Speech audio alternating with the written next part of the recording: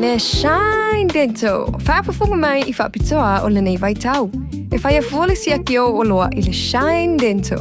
E lima se lau iwa le tau o le nifo whaapipi e tasi. One Tooth Acrylic Denture. I le Shine Dental. Susu mai il tātou whale fau. E au tawha lava o le whale tuai. Lima fitu wha grade South Road Mankaio. Telefoni lua fitu fitu ono whawha. Lua fitu fitu ono whawha. O whea te lua oi ai. Ma te o e awele sue ngā tau whale a mā aroha. Wa umana whailau si aki. Le ai, o le māle nei, e la I titi tele. E le au toi whapena mā. Wa pa u I lalo le tausanga I le 5 o oi le nā, ma oi fo I pā. O le tau sanga mata mo le suisuenga o le kānesa o le tau whale o leo ua 5.5. E 5.5 pe 5.5 loa o tau sanga ona la fo ato loa lea o mea whai fua hai lau suisuenga. E tai lua tau sanga mawhai, se I atoa lau 5.5 tau sanga. Wha mole, whai moi mātou. O le a lafo mai I le meli. O tau sa ili se sa mo lo ainga. Po o tau sa ili sa masini tutua pe o le Hilux ma le Ford Ranger. O le au nanga ale kaseti e whaafai mo fie mea uma. E te alu ma lau ta avale, ua e malie atu atoa. Talia le titongi vaiaso, lua vaiaso, pe masina foi. Tu atoa lo whaatu atuanga I le kaseti, te tala fitu aso, tu atu si fitu tasi, East Tamaki Road, Papatoetoe. Telefoni lua fitu fitu, ono fitu lima fitu. Lua fitu fitu, ono fitu lima fitu. Sunga, o whenga whakao elo ka wale fo maunga Max Ila. Senga o ka amilo e o kilangi. Mo koe foi mai lava I o Tara I le Tire World and Auto Limited. Lea ma o aiso skoi ngā meg ma pa o ka wale. A ole me Pico City. E ngā le lua lima ka alalwa ia so le kokong. Le Tire World and Auto Limited e te moa I ta wale ma pa o tau ngofia ia New Zealand antoa. Mo fo I se ti mag wheels mo so se tu ai ngā ta wale ma le telo isi au onanga. Warren Fitness I le na ole se fulu tala pia I wha I lo ia ina e wha afafonga le Radio Samoa I nei wha abitoa. Talia wins quotes, cue cards, maisi. Walau lo le Tire World and Auto Limited I le lua fitu tasi tolu o mo pa uta avale. O le lua fitu wha tolu lua o mo le whale inisinia. Talo wa Samoa. Wa ule nei o kāsputi alu. A wale sui ale ngila wa ule ki o. A eva mai ina se furu lima iwa kolu. A mo. Radio Samoa. Vevela a. Ta-la-la-la, ta-la-la-la. Ta-la-la-la, ta-la-la-la.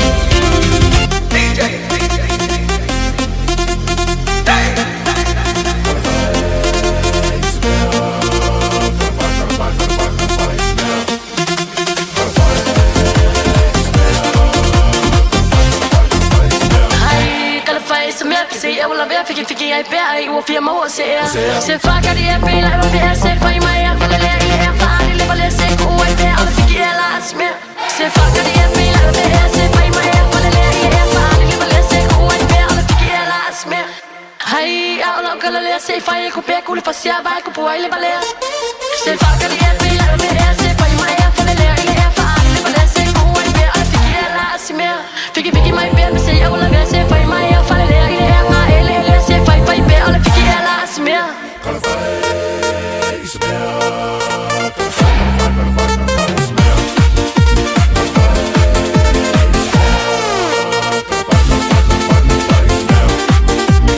Luas football val minuto lo tene ia le julas full le table tayao. Tayao le nei o le astofi fa ta fiti fo tu manga luenga fenga mal tatu wa tunu. Asa sumal tasi nei wa tatu yai. Paisi malu lu o le nei tayao. Ese fo ile tu langa lu o ye le mingoi mo ye le tatu malu lu le nei o nga tono le tausanga. Ia e fa malo fa vitai le tatu wa tunu. E whaftai fo le sunga la o tawai meni ma leusu te mi leusu mai ele waweau whape fo le whionga ngal mana. Na tasa wa e lua. Tau tu ina le tātu watunu o te mi na matua ma ati mai le manulu. Ia ai usu mai ele sunga le ho o taiao. Ia aua fo le tau tu ina le tātu watunu. Ia ele ma whailawa na tu ua o le ale taimi. Ele ma whailawa na tu ua le tau tu already Samoa malana po kalame wha solo. I le aso ma le aso. Pela na whafonga mai le tātu wa tenu o ile po kalame le tātu wa malua le taiao le taiao. Ia le fuwa umana awe le tātu whaftai marivi inga ile atua lona alofa malona anga le lei. Wa e on tātu toe mo le taiao fau. Pe on na vea ile sunga le ao ia tawai ma tātu o si taulanga. Ia tauan tātu mo mori le whaftai le li. Wana le se anua ia ia te tātu le mawhai. Ona tātu toe au whanga poto. Maua nifisi le whainga manaia. Mali tantonunga o lo manuia oe, le tamā maltina, manuia oe, o lo usu le ngaluenga nei taiao. Ia whape fo nei whanau. Tātu whaftai le atua ana le se anoa ia te tātu. Le ma whaona tātu usua ia a mata tātu fuafuanga nei taiao fau. Te ala wa umana fola le fala le taiao pe ona momoli tātu whaftai le li. Uma fo una fola fala taiao le fatu lima mal fatalofa le pokalame le malu le taiao. Na le fa popo te tia mal pokalame fifi mai le fafilo ia mal malu tatu watunu ni ya sofo. Fatalofa to ia te uto u malava le taiao. E a fea le pokalame le tapo inga la finga luenga tofia le tua. Sunga fa fenga inga mo la tu fa tua. Pa pe fo ia fionga patele. O ila tu bala awina nga luenga le iso se fata faita ulanga. Fata alo fatu po kalame fifi mai le nei taiao la stofi le utatu yai. A fea le tatu fata alo fa ia le tapo inga maua nei tatu tu asin sina ta mam tida matutua i mota malawa. E ini so la tu lo tapu mai falo tangata matutua. La tu lo tapu mai i falmai. Fata alo fatu tatu po kalame nei taiao. A o fea foi le atu nuna te mafuta mai ai. Fea se va engor ke lo pelete maua mai el po kalame fifi mai lunga o penga tawai langi. Fatalo fatu malenganga fifi ni taiao. Ya fatalo fatu lolo tatu watu no o ila tole nafu wata ape ati fi au mangaluenga masang. Au nei whanau ya onga o ila tole fea ngai malfatu ainga tausi. O fea se whare ngaluenga. O fea se fale. Fea se aingo e mafuta mai ni taiao. Fatalo fatu. Tatu ainga ni taiao ma lolo usu. Ma lolo sa. Leisi si me silo le tau le tatu fea mai le taiao, tatu maua le ea foa a mai le tua mo tātou. Maua le nei aso ave maso fai taulia o lau savalinga ma lau ia fai savalinga. Maua le nei aso tatu wawa isi manuia tā pena le tua manuia fau. Manuia fau e au mai le tua mea fau mo tātou, mai le ea tātou te mana vaina. Le fia yo tātou loto le nei taiao ma le nei aso. O mātua na nafi.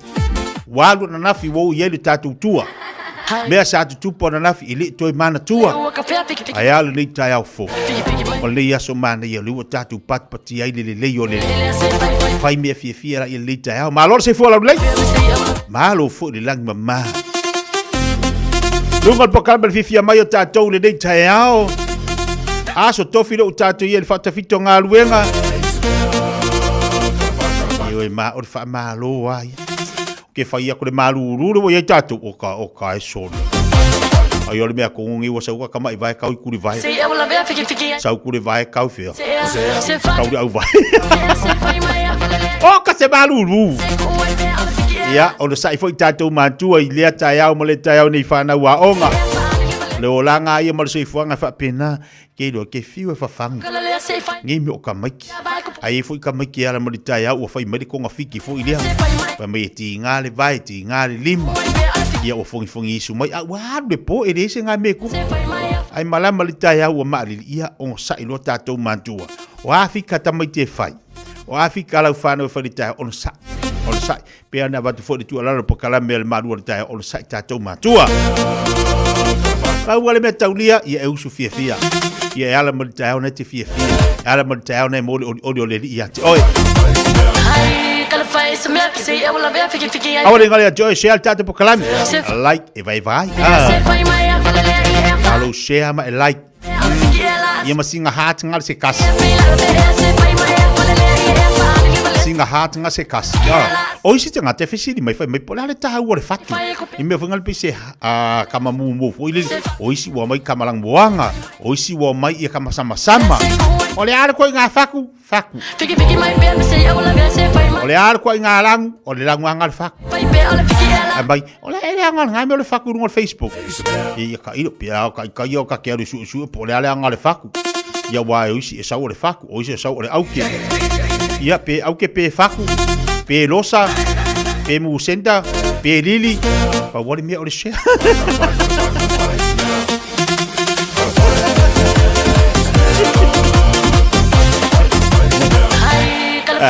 Oi pa wale mea o le kongi o le hat. Pai ke ua umamai ili ka poka la mele hat. Ali se hat malau kau konga. Watala watu niso tali paanga lunga le tato Facebook. Nei tayau. Lunga le YouTube.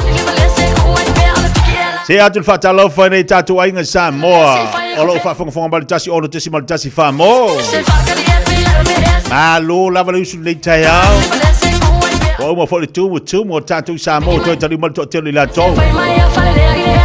Ao le kelo o ori lenga ka mua mai I sa mo de sisingafu. O ka o kai mo le ori. Ko ai pela ufai ori. Ka ko io ori malia.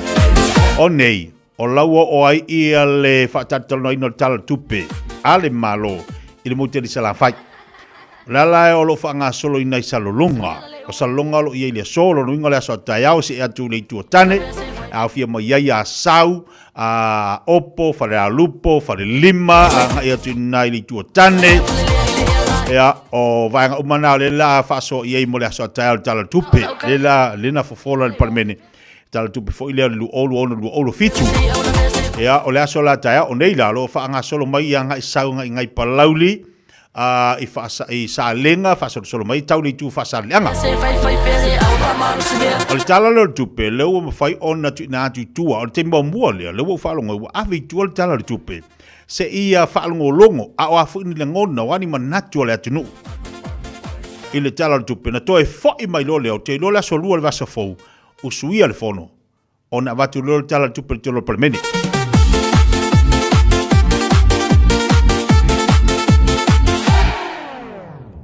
O le winga lau tala fo I lepi o se te mi mua le ua. Fo fola le tala tupe a batu le atunu u whalongo longo o le vaenga lea, o le vaenga lea, o le vaenga lea, o le vaenga lea. Fatu amailo le tonu. O le tala tupe na amailo la ia lea tala noa. Pale mene, pasia le tala tupe. Anga ia tulola ia tu fatu tai lima se laude o yel pensiona ne tangata matua fitus fu tau sanga. Fitus fu tau sanga. Wa le ongo lima sa mo le pensiona. Lo winga la tol se lau. Ongo lima ongo fik fai ka lo kama idimo kama ki asolo. Ongo lima ongo fiku ongo valu ongo iva fik se fu wa vai. Ya ka kuri fo ido risi o lima. Lima tau sanga fo fa atola fit se fu nga e o akulola i kama matu. Lima se lau. Lima se lau de la yel pensiona. Longa winga la a fa pela te ono lima ono fitu ono fitu ono valu ono iva o lai te ile tol se lau. Ta talo ile tua ia umilo se fua.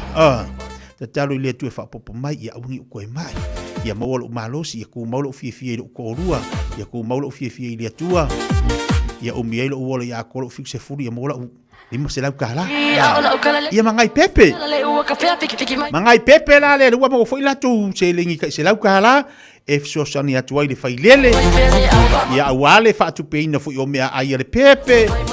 O le fea vea inga o le pepe fai anga kui o pepa fanga o le pepe. Ia vai ngai fa mongiangan. O le ala lo fanga solo le so. Le solo alo fanga solo ai ia le fa tartalo ina tala tu pe mo te le sala fai. Le o polu. Le o mo polu au sava ila lo o ti ai. Aso atayao mo tātou e whalongolongo mai tātou ainga u malawa i nei i te tauna e wala au ainga o hangi whalongolongo o kala kupe ngale ngau a waku i kua i kai i tua li tātou atuno e le leile maa malama ma nei a tele ma rei fwot whina ngalo le palimia le leia le anga o le tala o le tupe le atuno awe whaaso ai ma tala no ai e fwoi te mie ngala tala fwoi lia wa a mai le tala le tupe ana o le palimene lotea ia ngol manga ko le fai pule ia la ave ai amang ko ka se le fai pule ai pe fia mu le kokong ia afa pengila e limangu le ai e lo fina ngalo umana no ule tuno le tumalo le ame le fai pule o langona na le fai pule al piwa manga i fu ia kairo ia ia ke o ko ia lo kai kanga ka mai vai e le se vai la po wa mana i ave tua se fa so ia le tunu ma fa longo i mea ian tal no li tala tupe ia tau fu ile mo tatou se balta bele wati le o te lua se fulu male lua minuti ona tale o le tu la e se fulu maltasi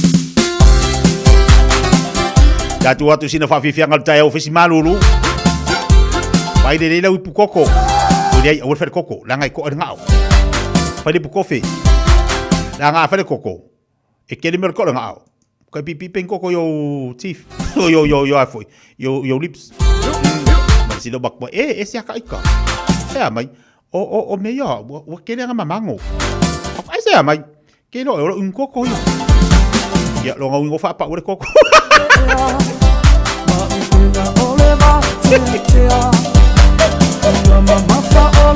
lo ngo fa pa o koko la ya o fa koko fa kofi wa ya o sala fai fa anga atama ile tai tolo tamaui ua e fai ua mawhai ainga ile tai e ua ta ato atasi le mani e sa ili i tunua ua le ai o se toa ua saule tamaui ua pa afuna tamai lana tao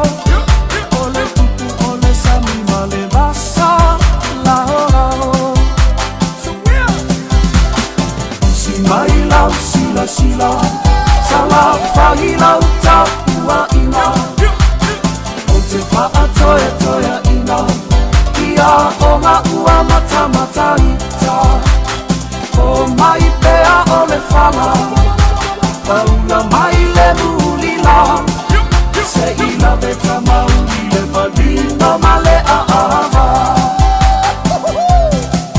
se ila veta mauli le malino male a ava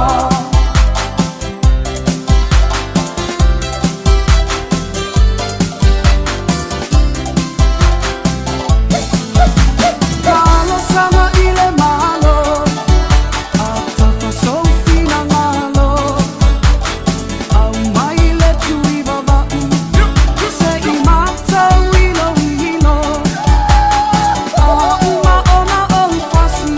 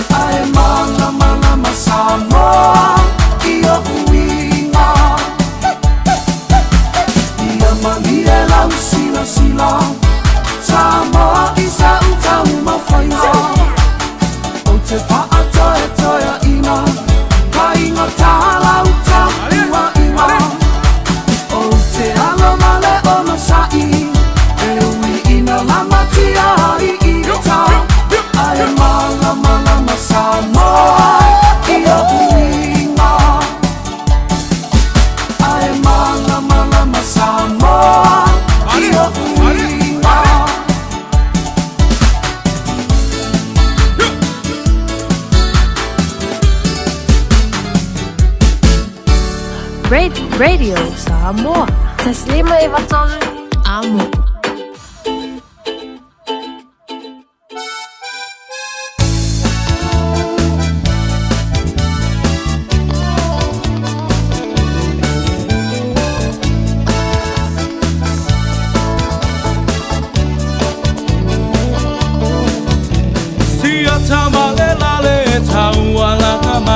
I say you so what to fight you say so why Aulota oto ma etilo iai e wa ese so ai na e alua tu lea ese ainga o fai se lo tu ai fai esa ta saminga wa e mole manava na ositoya ina le lale wa matela ina foi myself fallinga myself feeling e moni e alava ita e te talanoa e te leiloa mana tole tawalanga no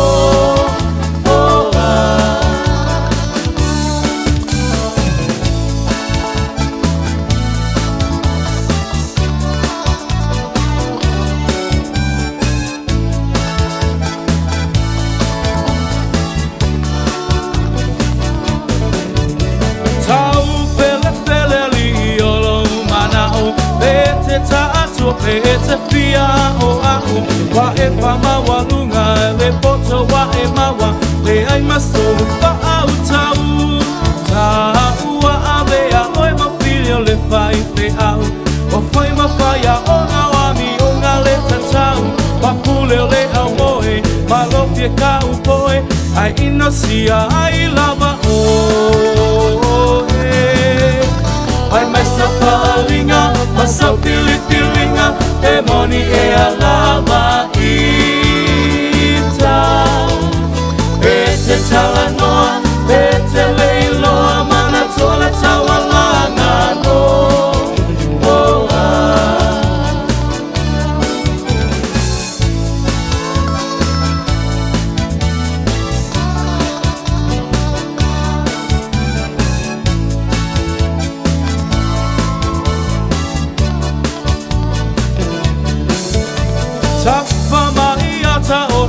Veao anu ole vao wa vao olo upito ie tonga fao ma ato ata oto ifo o wae pupula vale ile po atoa o fiolo tina ilo fa asopoa olo fia via ma lo fia iloa ai inosia ai lo uiko myself feeling e moni e alava ita e te talanoa e te leiloa mana tole tawalanga no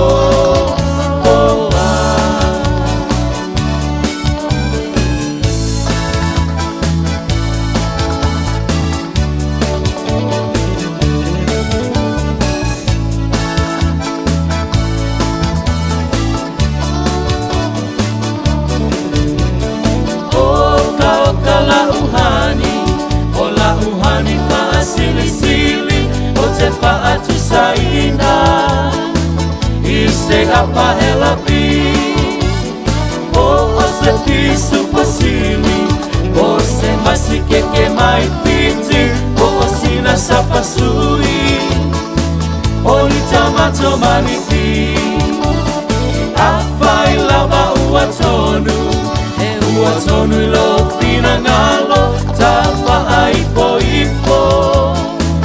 avane ile malo ele anga ole ta atua etele aile ti apolo te fai sau pepe ole po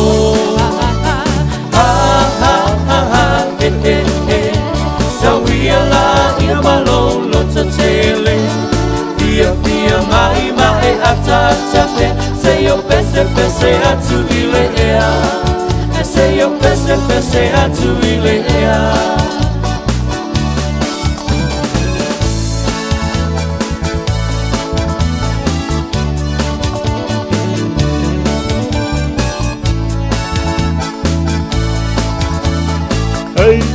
Hey.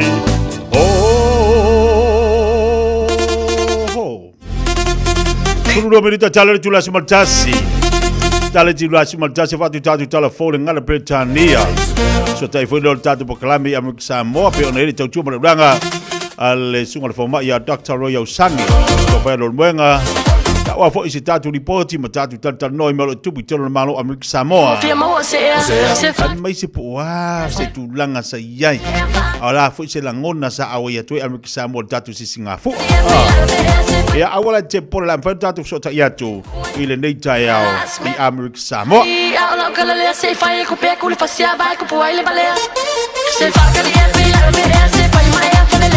Se el tatu fatalo fal nei tai ao ni so tatu pa anga dungo tatu Facebook.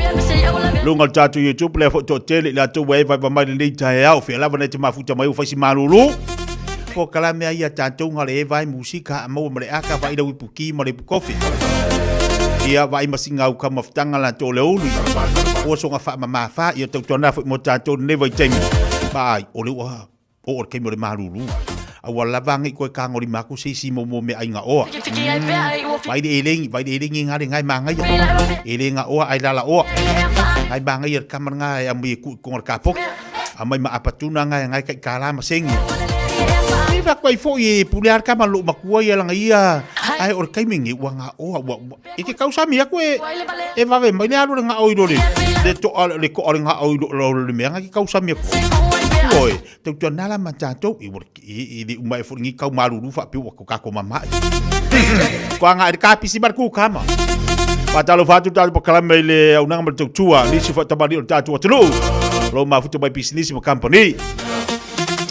Fa malo tu le venga con sulla tatu malo, la venga ia fa mata porsalue fa pole lua malato ofisa inai mangele e telefoi au nanga ma tautua tatu atunu lo tolo tatu ofisa inai mangele fa talo fatu tatu pokala melita yao la fianga ila upepe ile de fa pe foi le tautua ale telenga titia ya bole fianga pesita ngofo kama mai nguingu ala vai ngale vai kamalingi mala vai yes yo amala vai salap vai kingo kama kwa le yaso fiki mai bel se yo la ma fau ma kwa se ki ele se fai be ala fiki ela asmia Atala batia Rachel Balor se foporia le tau fatasi mai na i Glen Innes Davita sui fa tau fatalo fatu manu tele ne yasi tu bangalu nga fianga yai mafuta tu nei sini au Italia Poni sa mai fatalo fatu le tau so ifu laude le o tinelu polonga fatalo fatu malo fa tele mafuta mai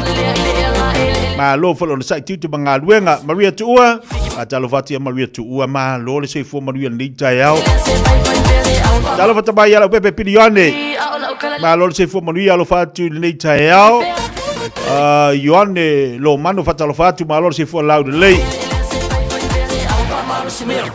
pa wina tadielu fatalo fatu fo tatu tua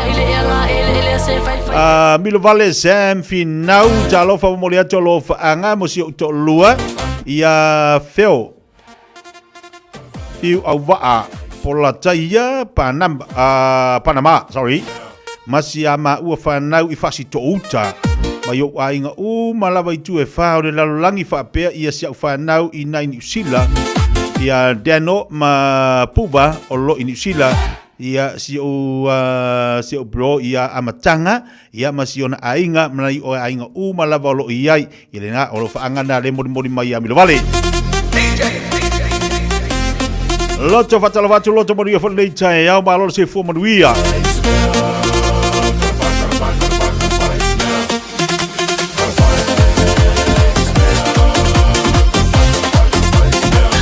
nga to anga fel fa marstingo yoe to anga fel fa marstingo ngi vai kemi ko kako yai o vai kemi ngi ya o telefo yana tatu fa tala le ma tatu fa pala fa mai singa u dua ngali nyai do fali sini mata so fa tala fatu balor se fu manuia juna fumua mai prispero se tali fa tala fatu fo tatu pokala belita yao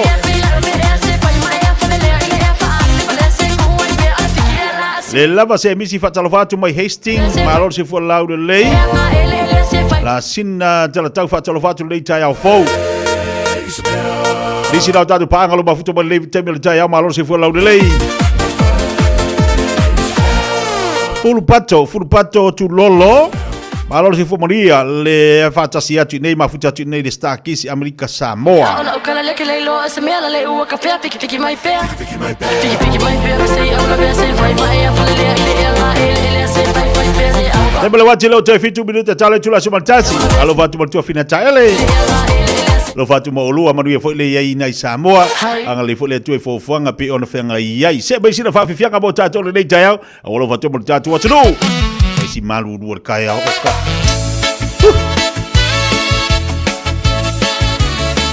Mai malu ngi malu. Pole ale ko nga asa pole malu dua ke usua. Wale mi ke popole. Fa ngoi de paipa. Ai usu oi da ngaru. Fa ngoi de paipa ke fa ngoi ngaru nga.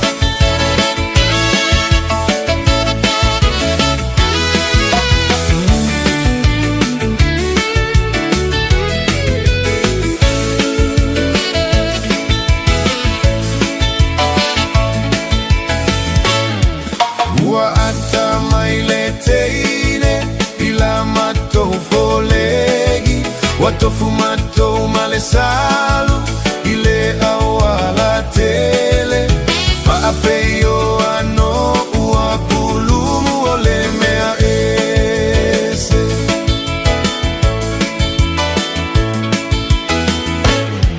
Tiga so aulele Masofa asagi sagi Temusu ya te oe Ele mawaisa umasi Peita io vai mea e fai le sua i le samani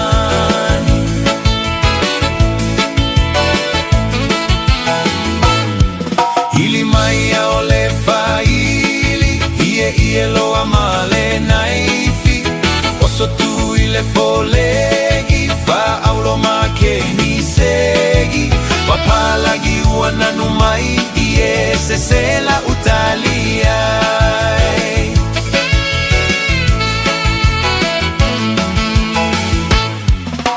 Leo se le pauia Lo susu i papalagi Ao i lau tiute Eta ito alua i le masi Leto ese fia pea Ite itatou a faata fea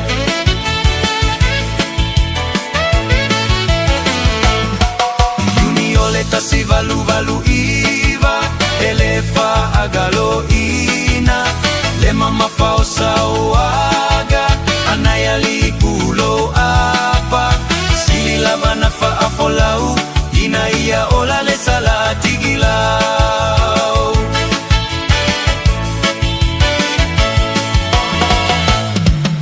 Hele galo isi o loto Lota ia taule so Atele a ile savali Buasa viligi e ile matagi Tupue ole atunu Afa atafuna ene ipula lifulu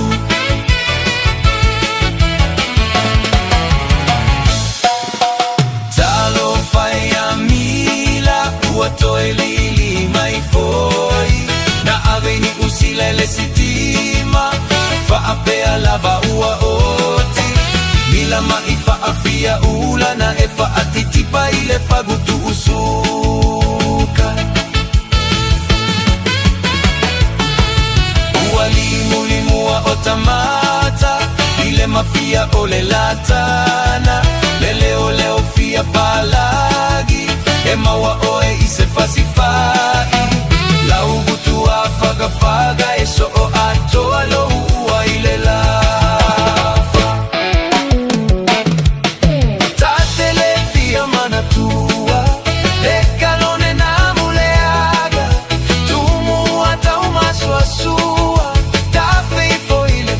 Faka le calone taufa afe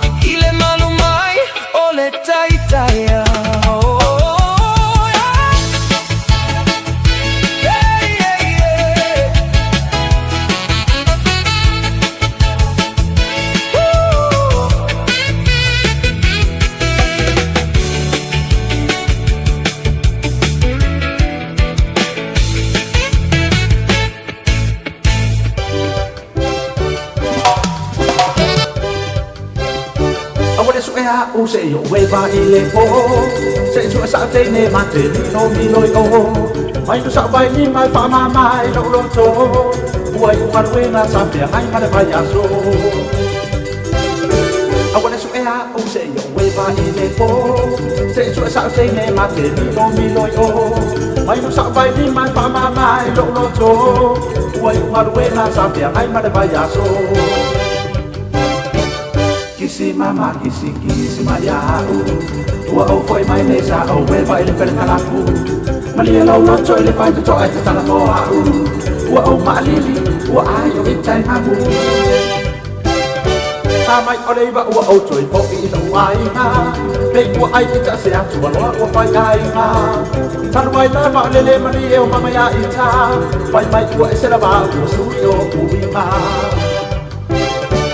mai o leiva ua o toi po i lo ai nga Pei ua ai ita se atu aloa ua pai ai nga Tanu ai lava o lele mani e o mama ya ita Pai mai ua e se lava ua sui o ui nga Kisi mama kisi kisi mai au Ua o foi mai nesa o we vai le pale kalapu Mali e lo lo toi le vai to ai te tala mo au Ua o malili ua ai o itai haku Lava oi mama sa o we vai le man faya ma wa tau sala e fa na ai pe chan ye le ni wa yo lo ku ha na tu mau ke lava oi la o sala fu ma ta la Oni lava oi mama sa o we vai le man faya ma wa tau sala e fa na ai pe chan ye le ni wa yo lo ku ha na tu mau ke lava oi la o sala fu ma ta la Kisi mama kisi kisi mayau Ua au koi mai nei sa au we vai le pere kalaku Malia lo lo choi le vai to ai te tala mo au Ua au malili ua ai o itai hanu Oni lava oi mama sa au we vai le man faya Ma vai tau sala e whana Ai pe tani e le i ua yo lo ua nganga Tu mau pia lava oi lau sala ua matala Kisi papa kisi kisi maya mama Sauya ito ton matua ye ka ase lo paka Se vai o mata o mubu mai se no ai ama Mato talia oi ina o sala mo mai na yo mata Kisi papa kisi kisi maya mama Sauya ito ton matua ye ka ase lo paka Se vai o mata o mubu mai se no ai ama Mato talia oi ina o sala mo mai na yo mata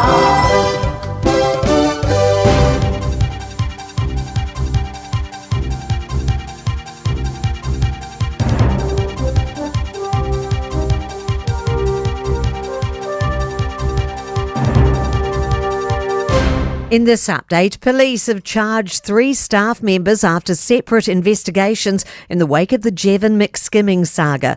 2 Auckland-based officers will appear in court over the coming days, charged with multiple counts of possessing objectionable material.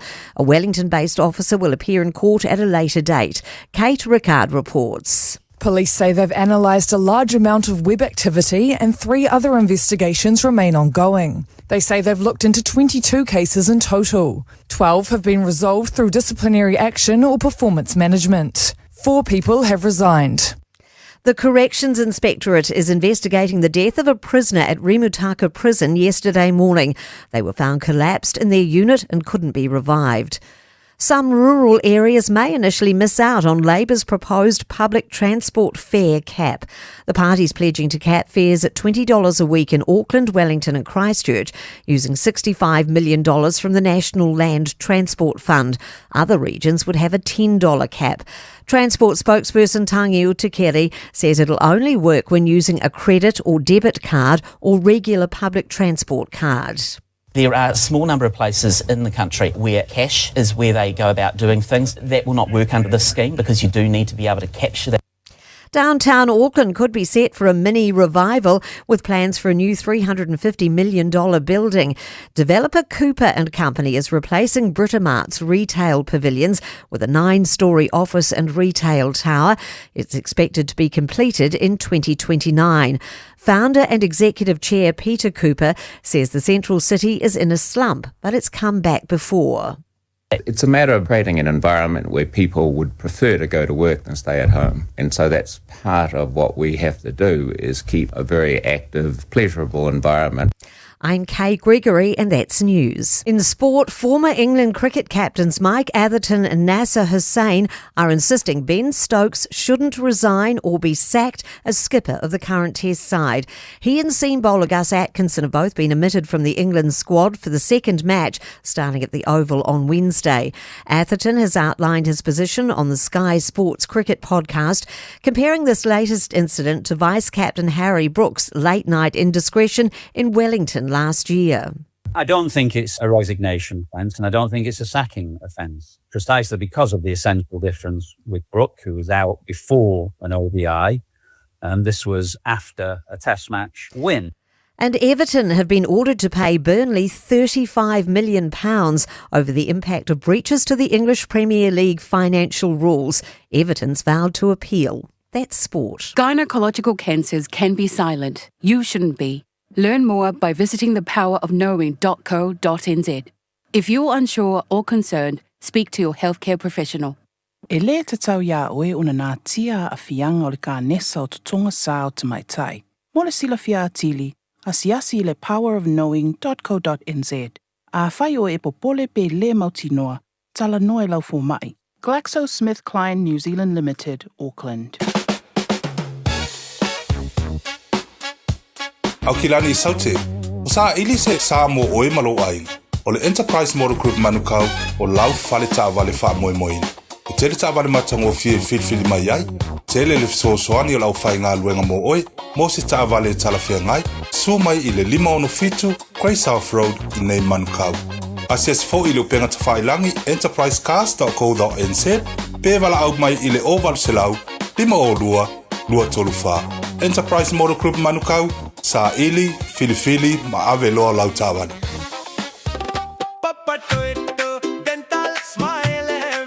O ti ngana unifo, whawape nei loi le Papa Toe Toe Dental, ma whao ngālau Community Services Card, e se iai lau nifo I le nao le whase fulu tā la. E whaia foi nifo auroi whaai ila ai lau Smile. Susu mai, pe wala au mai I le Papa Toe Toe Dental I le 2 whawalu tolu o le Tuatusi, tolu fitu 5 Great South Road, Papa Toe Toe. Papa Toe Toe Dental, smile every day. Talo whalawa o le siufonga le neo Samoa, le Radio Samoa.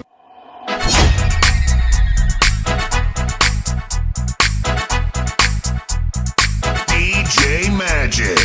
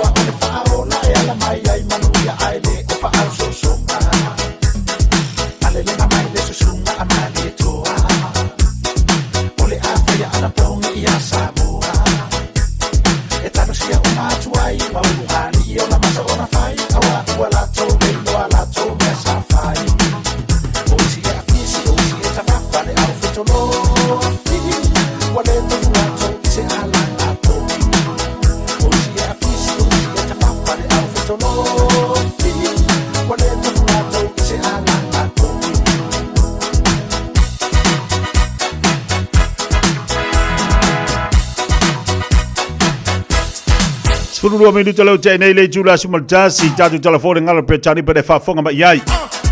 Ya wa tan pe olo tan pe tatu wa so ta inga ma rik sa mo le tu foi mala ngal sunga ya le to fa yelo mo ngal to fa ya pa sunga fo mai mo tanto. A le bandi yo le pese fo le to fa ya le fionga ya. Tol ma nabe me silu kisua. Fa mana tu me ya ti tatu ya o kai o asola ma le fo ya tilu ya sola le tonga tal se fuanga. Aya atato fua le te mini o le ua. Maua ia tupe a pepe. Maua tupe a nai whanau fo i e lea fo i. Ila tu fo i e lea i mana o whapitoa. Po ila tu fo i e lea maua i e ia la tu ua. Ea lea la ua maua la tu sailing. Ua waila le kero le mangu ia lu po ia sama. Longa winga ili koe nganga meo ainga fo fo inga. Le ua maua ia se lau ka la ka maita. E pe o ka ko ni New Zealand. Tato ni New Zealand le afuwa maua tupe tamaita. O aso ngā saka whaasoa. Ia matau sua le selengi. Ia mai le te milani. A whapela leo la mō se lau kāla ka mai. Ronga winga arua ka mai ki kausanga e māsanga. Pe māsanga kōn, pe māsanga wha. Ko wha se lau kāla. Ia waila le mua ngai whabangianga. Aua. Aua kako ke melea whabangianga le ni. Wai pia fo mai la ko ia e. Kalanga fo mai dia lo ya ka ko ke o le finga kausi e fai mai ala kala le kaula se fo ilenga le ila to pokala me samo ka ko ke popole ma nei el pokala mena to la se no to mata ia na po o ka se mangi O lo whaangasolo le vai aso le nipo kalamena tau la sea. Io e pia un tatu whaasofu, ma tatu taltano le aso na na. Ia i momo mai ese ma le tāu o vai sa moa i tono le tatu watunu. Ia na awa esi le fia fui ma tatu lore tūlanga sa olo ia tāpenanga tau la sea. A o le esi ia, whai mai o lesi vai ngā tau o lesi. E au ngai whaingo tamai titi pākali. Te le fu ia le au ngā lesi. O lesi e au ngālo na fua, e au ngālo na lau, e au ngāle pauesi. Man tua le o tātou walu ma le pauesi na whaino le vai. O le aoa, o le mango, o le vi, e walu mai fu ile le pauna a mai lola ia le ana whaino le vai. Le mana ia toi whalangolongo te au mai ngai e tau la sea. O le lato pokalame toi whafangu mai ia te tātou. Mea sa tātou wola i laso. Leo langa mar sei fuanga sa tātou iai. Ia imu ia sa kau le kele se kupenga maua. Ai sa maua le leo whato anga sa ola i tātou ainga nawa i teimi. Sa le le talo, le le taamu, le ufi, le whai. Maua ia puaa, sa istu, o le whaanganga. O le whaanganga moa. E ui anga kele au moa isi ainga nga le wherelei mai ainga. Ia inga vai kaimi e usualo makua le kai au. Ia ai mantua foila. O asola, au whanongolongo foila vai teimi. E se ia le whawhanganga o pua. Oisi ainga ka le longo. Ka le longo ngo mai lor solo pua. Tu lau ar whafonga le tunu. Oisi e na ua ia le leo masangi foila tatu e whawhangai pua. A o le moa la. O le moa. E ese fo isi kaidia a tangata ba a inga whawhangai la ko moa. O isi e kuku le moa. O isi e kare apa. O isi e moa. Pia o isi de saunga e o mai isi moa. O ilo le lei ala le moa. Ia le leo lai whangai la tō le tai au. E ilo le lei ia e le moa lau ia le leo e whangai le. Le tio foi fai mai e ilo le lei le maa moe le leo maa moe. Le leo. E ilo le lei foi le moa. Ia le leo le whangai la tō le tai au. A whaalonga kua la le moa e se le leo la e sau le kai au. E le kai o soi la luma le lao. Ala unga lau talo foi le i lava i taimi. Tatu tilo lava i taimi malaso le o langa sa tatu iai. E se le mangui o le tatu watunu. Sauai. Ia pau ar suinga o le o langa se o le fuata malona lou. O le taimi mali me tupu ai. Tatu tilo lola ia le nabo i taimi. Ia. O mangi vai kaimi ia. Aruarua. Wa ifo le suinga la tou. Wakaunga kare so i fuanga. Wa mata ona tatu wola le o langa whalangolango o le vidi mai. Alofa mai se whangau, alofa mai. Kaunga ka. O mea le ainga le whai o whaalavilavi. Lofa mai me whai ale loko. Ia le afu ua koe a ngai mai fu ilisi whai ngā malo. Ia fsoasoangi mai, wale aila. E ia ile saunuanga le palembia na whapea. E alu. Tau le to e lafo mai, ai mātou lafo atu. Tangola o e whaawasenga. Whaawasenga le saunuanga le ali parimia. E iai teimi alu. Ma kou le koe lafo mai, ai mātou lafo atu. Na tilo lola i le teimi nei po le ale alunga le po kalame le whainga malola tu le teimi nei. Ia laua mawar se lau tala mo nei pepe. Maua i le tupe mo nei tanga mai tifo i mo nei tanga te imana o whapatoa. Si iri penisio na tangata mātutu au tilo laua tai lava i ale whaasoa la tau. Tongi o tangata whainga ruenga o amata ona me ilunga. Ia, o te iloa i eisi vaenga pei ona ia mea ai tamaiti ia o le a whai ia mea ai mona tamaiti ia onga. Mana tuala, o wholawholanga le nei. E le whapea, le whato valu. Iwa masina talu ona se mai whainga malo. Le ai, e o mai loa toi tilo toi wawa ai, la tu ana watau na ave, fua lola i leo. Watau ona whaasavali. Le ala wa amataha ona whaasavali mutatu tilo iai. Ongo sai kakonga. Pawale mea, le ua mange umuru se lau kala le pepe. Ia, whaingisi pepe. Awa ke mang fua oye. Mai bapole fua oye lo langa barso i fuanga se. Ngale avangi o le esi kaka. Wale supo ese le pepe, whanga le pepe. Ko e mai fasi kalo la koe, ale pepe ko saka whakasi malau pele. Ia ma ko e mama leli pepe. Ia ai kul kamal pepe.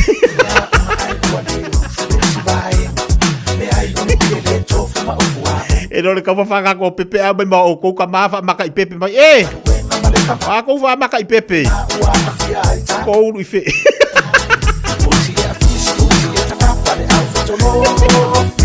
A wale o e whai ngā ruenga e mai kupe kau sele pepe male whai dele. O kou maka.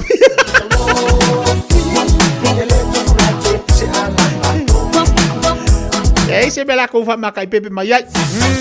O mai o e vai mangi mea aia ma whai whalinga ruenga kau sele pepe male whai dele. Tabe le watu sifuru mai wabili to tene le jula sifuru tas. Vai le mbu de tai au. Vai si malulu. A fa pe or ka mal pepe nga wa mo imba yer kingo au ke popoli. Pa wale me. Come on, shake it. Shake it. Yo. Lai como fa ka pepe kai a fa bele kala ka mal pepe. O ka le u ese akai. Come on, shake. Pa wale me vai o fai dele. Ia. Awa ke popoli fu. Ko ese aso malolo se kasi. Oi, vatalo vatalo sura te asi, alo fatia te lo uso bala inga. Mafuta mai sini o se chanlia. Elisabetta vatalo vatu nei vai ngale so le mafuta atu nei awala. Il motel se la vai, lei a te wala sa. Ka salika vatalo vatu fo nei ta ya malo se fo manuia. J Alfin now de le vatalo vatu tatu pokalabe. Janga lo si osi ngeti vatalo vatu le mafuta atu nei sa ngone. Ia ma fa maloa tu se ale malusi osi tasi de tanganta. Fa mata I pepe le ia. Shake it. Yo. Luas 10 minutos de challenge jula simultasi.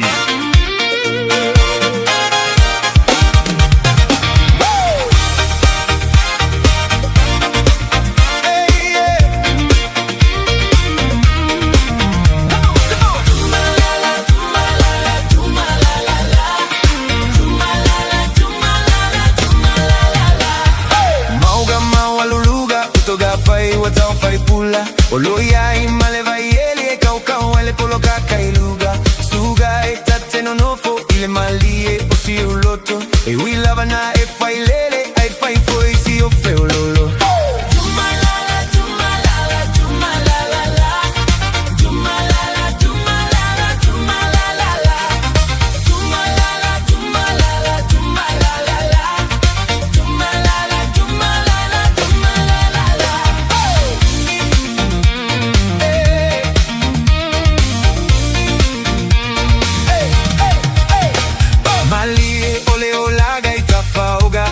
matama moli la numo ana lena iluma ole tatiana te sa una oepe ai sa pagafa apefea ave ole pe wele si ai pula mata osimea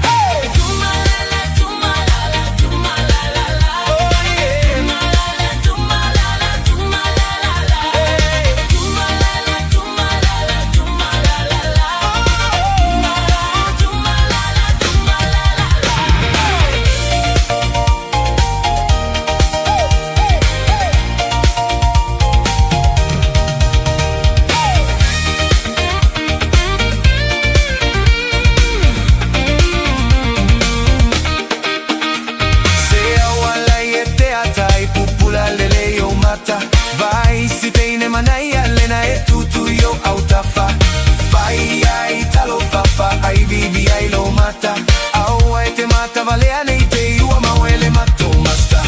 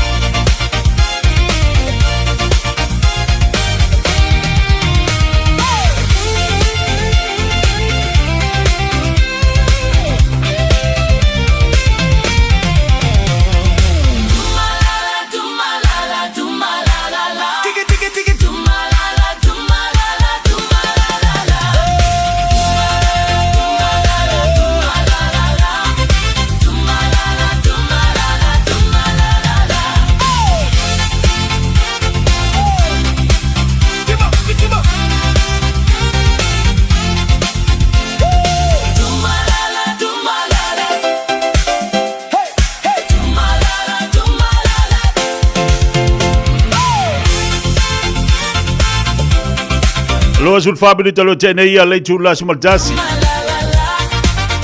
Au te loa le mo se vano al tatu pakala menela tom fai mo le aso anta au te loa ai opisi de sungal fo ma. Ia o tau tari ali tatu pakala. La nga iwa nga tau mana na ia no whanangolongo ai ila umalanga le na luantu i Amerika Samoa. Na la to mai tau ina ele tūlanga fo ilo le si itia ma le mantango fio whaafia fianga pe ona i ele tatu si Singapore. Ai mai se ala o pokalame lena i ele whanawiti. Lena i ele whanawiti. Na uwhalongolongo antu o saunua ile ko wana Amerika Samoa whaapea. Alu le tausanga fo. Ai whaile si Singapore a Amerika Samoa o le a vala aulia ia whanawiti ia. O le nganga whaafetai fo ilea o Amerika Samoa. O le amana ia ele whainga malo, o le amana ia ele malo o whanau laiti. Tilo fo ila lato o le lumana i manuia lea. O le atunu i le lumana. Afo i o le wau mai e awai le walato wa mai tilo ma vavai. Le alana i ele vahenga no uvavai atu ei. Whapea mai. E a tonu e o atu i le tausanga fōri si Singapore. A Amerika Samoa o le ama whailoa o na wala aulia na i whana witi la hia. Ia talsia. Talsia ia ai tau nuu wha moe. Ai wala aulia. Le anga le na tatu mori mawina le maa na ia tele whai o sa valia na i tamaiti. Sa awai tamaiti a onga. Ese le mata ina. Lola winga tausanga fō. De lala ua fo ila umalanga Amerika Samoa. Malantu tilo malantu wabai. O ase, o ani au wala. A le ase whai ngala a whai e wala au li ai. Ia whanau neile na au waili tatu si Singapore. Ia mana ia fo ile. Whama ite mele lei. Au mea fo ina tatu tilo lava i taimi. Leo o tue whama ite ma tue au maile nei taimi. Mole tatu si Singapore. Ia ele koe au ngai ia tatu le lava i taimi. Ni vai taimi ia. Langa wale koe ofi kako konginga sa wali fo isa kako ia lava i kai. O aso la sa le kako kilo il nei taimi. O le mana na ia o la ia nei whanau. E na ue sa wali. La ko o fufu ia sa wali o ko kingi o se vai. O ka se manga ia. Mao popo. Whamalo whaftei fo inei whaia o nga mai lantu. Na ngafa manipo kalamila o ino sa wali le whaingo fie. Iau te ino fo ile te whalongolongo mai sa e sa wali lava i taimi. Io, ia ngi vai kai ea, ele koe ofi o sa varia. Nga lo taitanga.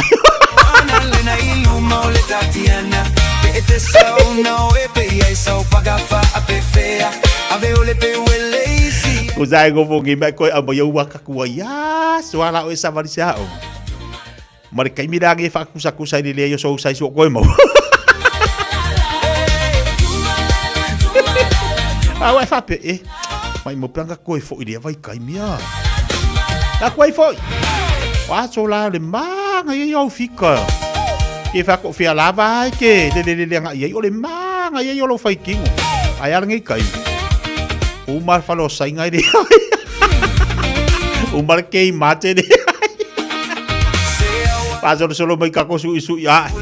Ale au ngomar su isu ye so so.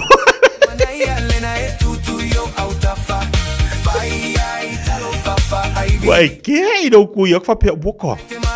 O ka e pi wa so akwa wa ke le akwa. O ka si akele la mo.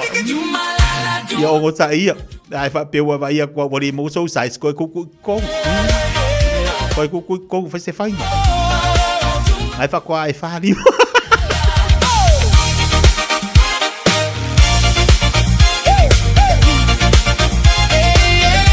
Pole al ko nga vali ke vali ai. Ale sui alu kingo, ye ele sui a foya.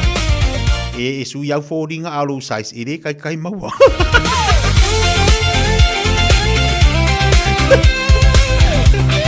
Ele va pe vali la box nga fa pe boina ele. E wo pai a ko ole ai e. Ole ai e ku. E vali ale box la ko e ku mau size. Lua se football valu bina talo te nei le tu la subaltasi. Pa talo fatu ni so tatu pa angal le te beli tayau malol se footballuia. Si o fatalo fatu ya lia lupe manu le fata si mai nai pispen o Italia pa malolo le sai. Ta bona fatalofatu ta bona lita yao fa malotia Chenin. Chenin senia pithen fatas mai sidi Australia. Tui mafua fatalofatu nei vangal tau mai sidi fatalofatu. Ofisa tautala tavete. Woi, le fatas mai ile si mako falolola ia sili Eco Farm. Ya malo fa tele mafta mai o pole ko kiki o mariska ko container. Lota lisa tap fatalofatu mai sidi Australia fa malotu fo ia pele. Tia tu out funga folau manuia liva ngale tau mafuta atu net pokalambe ia I viaduct si okai. Kali lopo Filipiko. Ele la vai do kama fau e mape vai ko fori. Ia malu ale mafuta malei tau. Langi hehi matakea. Malo se fo boria malo fo langi malei tau fo le mafuta bai ngol tatu pokalame.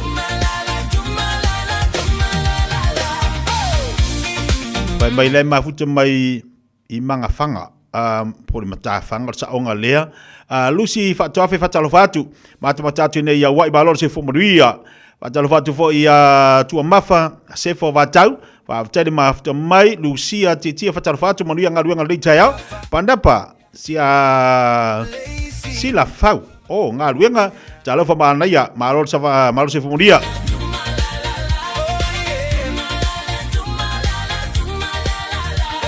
Ia fatalofatu ia fia urufale malo fa tele mafuta mai ngol tatu pokalame lau tofe fatalofatu mai pispena Australia boni sao mai fatasi mai Wellington malo fa tele mafuta mai ngol tatu pokalame ya malo le usai ka kole vai la fila kalse furudua la ile fa lau tomaftan maka koe vai ngia vai maria la ngia so wa malu dua le aso la ko vai ngiki wa vela kanga me fa fo malu dui Koi pe kongal masing kame alo lua mama.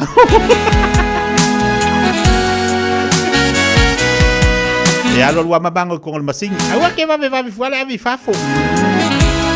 Yang ai ku poilo vi vesio le abi fai fafo ale fa koi pe kongal masing kame wa koi ka.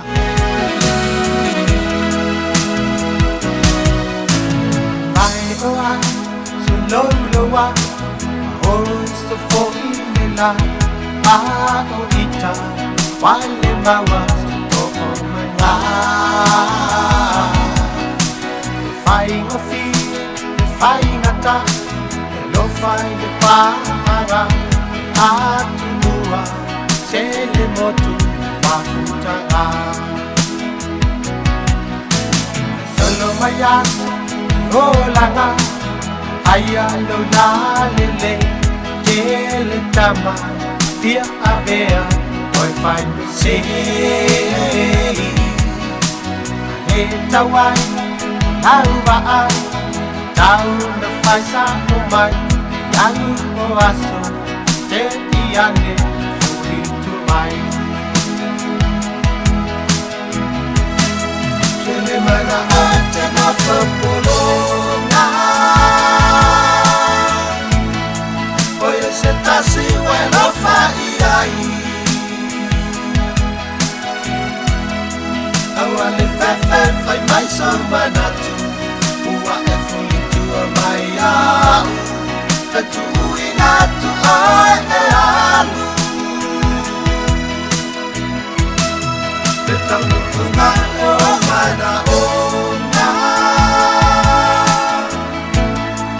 Ule pea oi lo sao le tonga Wa e loa no mei mafatia Ise ua fai o e matia O la lato fa Italia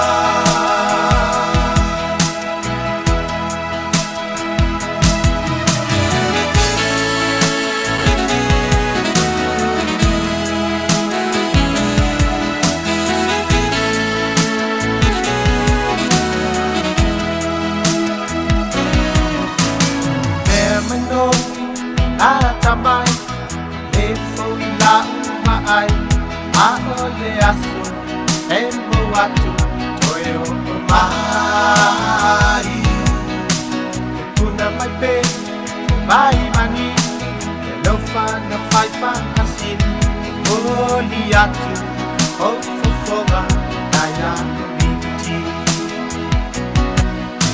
ayui lea o no sa mai na tan ilang alo yung fiber o tendofo matapuai lan matalan siya umatan ako le fiber to ilalo masiyasi Jere mana ate na populonga Oye se tasi wela faiai Awane fefe fai mai son manatu Ua e fuli tua maia Tatu uina tu ai e alu Te taunu ungayo au mana onga Ule pea oi lau saula tonga Pae yo alo nei mafatia Ise ua fai o e madia Ola la to fa Italia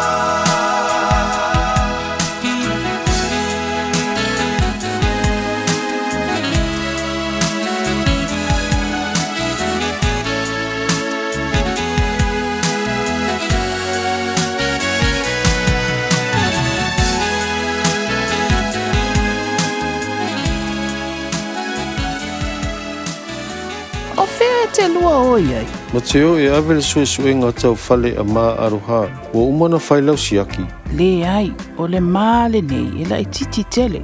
E le o toi whapena mā, wa pa u I lalo le tausanga I le 5 o oi le nā, ma oi fo'i pā. O le tausanga a mata mo le suisuenga o le kānesa o le tau whale o le ua 5 E 5 pe 5 loa o tausanga o na lafo ato loa lea o mea whai fua hai lau suisuenga. E tai lua tausanga mawhai, se I atoa lau 5 tausanga. Wha mole mole, whai moi mātou. O le a lafo mai I le meli. O fia maua sau ta vale po sau piki apu. Ai tongi ta I vaiaso, lua vaiaso, pe ta I masina. O le sleek cars o le a maua ai le fisosoani. O ta pena le au whainga luenga a le sleek cars mo oi malo a inga. Aua e te popole I se mea e tasi. Te tala fitu aso, mai le sifulu I le tai au, anga I le afo le ono le afiafi. Tele la lai au kilani I saute. Mili mai loa, I le o lua tasi, tasi faa, fitu lua selau. Po le o lua o, faa 5 tasi 5 tasi. Le Shine Dental, lau fale fa inifo fa moina. Lato te fa ia fofa tal no ango unifo. Ia so lulu tai tasi. Tele e wala me fa ona tutongi ai lau tong fitinga. A fio mai loa I le 5 fitu fa Great South Road Manukau. Bevili mai le lua fitu ono onu fa. Lua fitu ono onu fa. Mo le Shine Dental e ia inga fa pitoa. O mo mia ni ngaluenga fai I lo fali. O le living space o lau company if so soani I le fale leo maota malawa. Amana o mia se pui, carport, canopy, be fa lau heat pump, fai sau dick, fa ka peta lo fale. Fab so ta I mai I le living space. Fai a 4 quotes, maula so soani I le finance e le ai se deposit. Vili mai loa le living space I le o valu se lau, 5 faono, fa valu fa. O valu se lau, 5 faono, fa valu fa. Te alofa Samoa o Mr. Cowboy Lenei. Whaafafonga ma mai mo mai pea I le Radio Samoa. Yeehaw!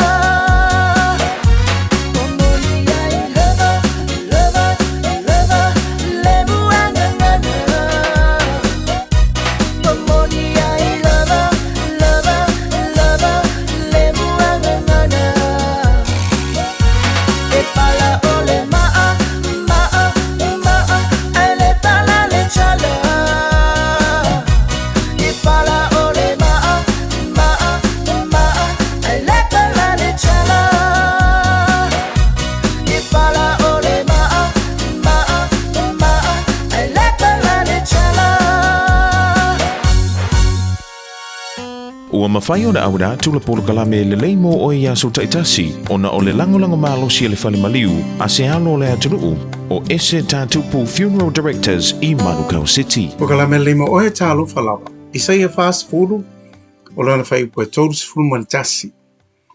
A o e whaatari i le alii e toi whaafowina o lo lātou malosi. Lātou te si ia e apa au e pei o aeto. I le susuenga i le manulele le nei o le aeto. E whaatusa le aeto o le tupu o manulele uma o le vani manimo. O le isi malose iai le aeto. O le aeto mawhai o na lele maua lunga lava. I se maua lunga e le mawhai e isi manulele o na o iai. Vapela iai le manulele lea e whai mapale tui tui o le aeto, o le manu lele lea o le oreva, o le ami o le oreva. E lele le oreva nofo i le tua ua o le aeto, ma tui ma tongi tongi, pe ia futi le hulu o le aeto. Aewa pela e le papole iai le aeto, e tua ia le oreva e whaila na amio. Pau le awala le aeto e whai e aru ese ai, ia le oreva mai lona tua ua po lona tua. O le lele lea i lunga le maulunga. A luma lele i lunga. E o lo i le vani manimo lea ua le maa na vai le oreva. O na oso o se lo le oreva mai le tua o le aeto. O le winga tonu lea o le olo tuisia mai e le profeto Isaia.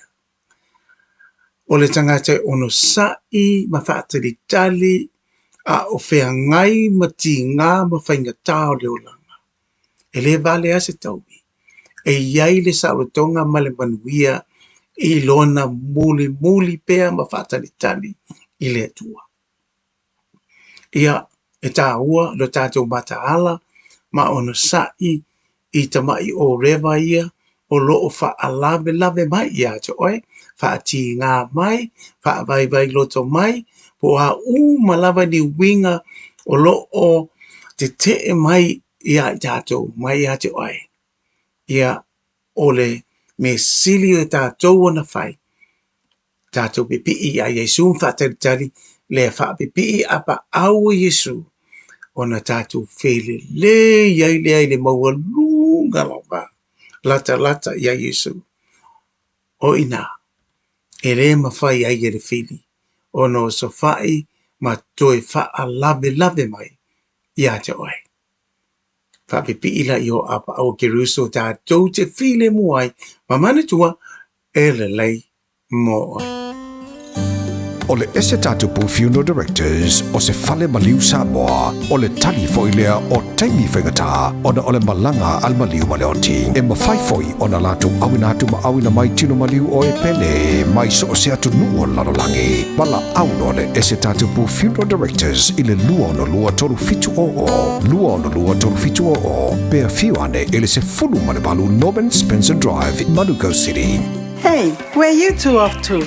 We're going to go drop off Nanny Aroha's bus screening test. Have you done yours? No, this Nana is too young. What anymore, Nana?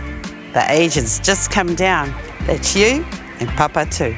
The starting age for the National Bowel Screening Program is now 58. When you turn 58 or 59, you'll be sent a free bowel screening kit every 2 years until you turn 75. Please do it for us. It will come in the mail. Sunga o whenga whakao e lo kawa le whau maunga Max Ila. Se inga uka amilo e o kilangi. Mo koe foi mai lava i o Tara i le Tire World and Auto Limited. Lea e mau aiso skoi ngā meg ma pa uka avar. A ole me Pico City. E ngā le lua lima ka aladwa ia so le kokongi. Le Tire World and Auto Limited e te mauai ta avale ma pa utau ngofia ia New Zealand antoa. Mo fo i se ti mag wheels mo so se tu ainga ta avale ma le telo isi au unanga. Warren of Fitness i le na ole se fulu tala pea i wha i lo i eina e wha afafonga le Radio Samoa i nei wha abitoa. Talia wins quotes, cue cards, maisi. Walau lo le Tire World and Auto Limited i le lua fitu tasi tolu o mo pa uta avale. Po le lua fitu wha tolu lua o mo le fale inisinia. Le Shine Dental, lau fale wha inifo wha moe moeina. Lātou te whaia fōwha te alanoa ngō unifo, ia so lulu tai tasi. Te Tele e wala me whai ona tutong iai lau tong fitinga. A fio mai loa i le 5 Great South Road Manukau. Pe mili mai le 2 ono whawha. 2 ono whawha. Mo le Shine Dental e iai inga whapitoa.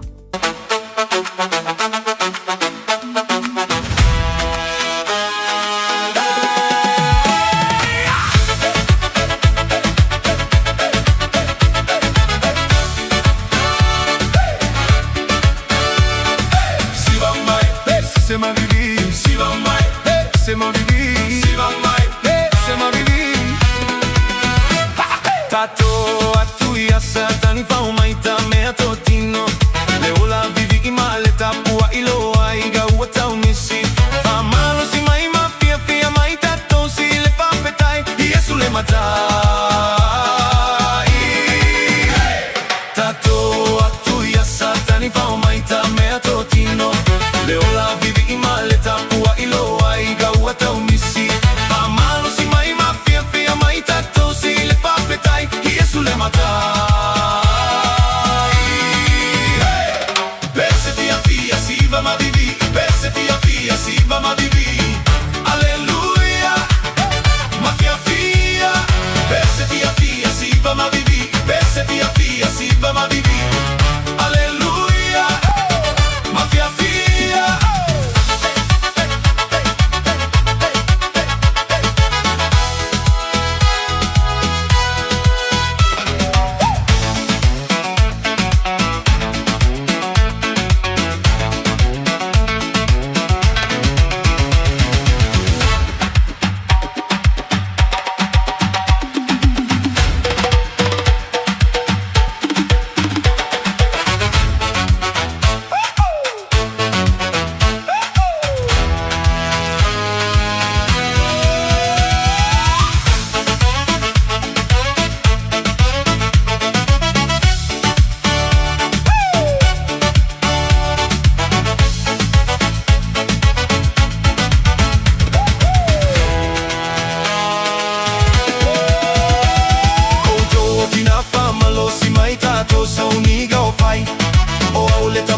Fia vivi ia o oe fia moeini.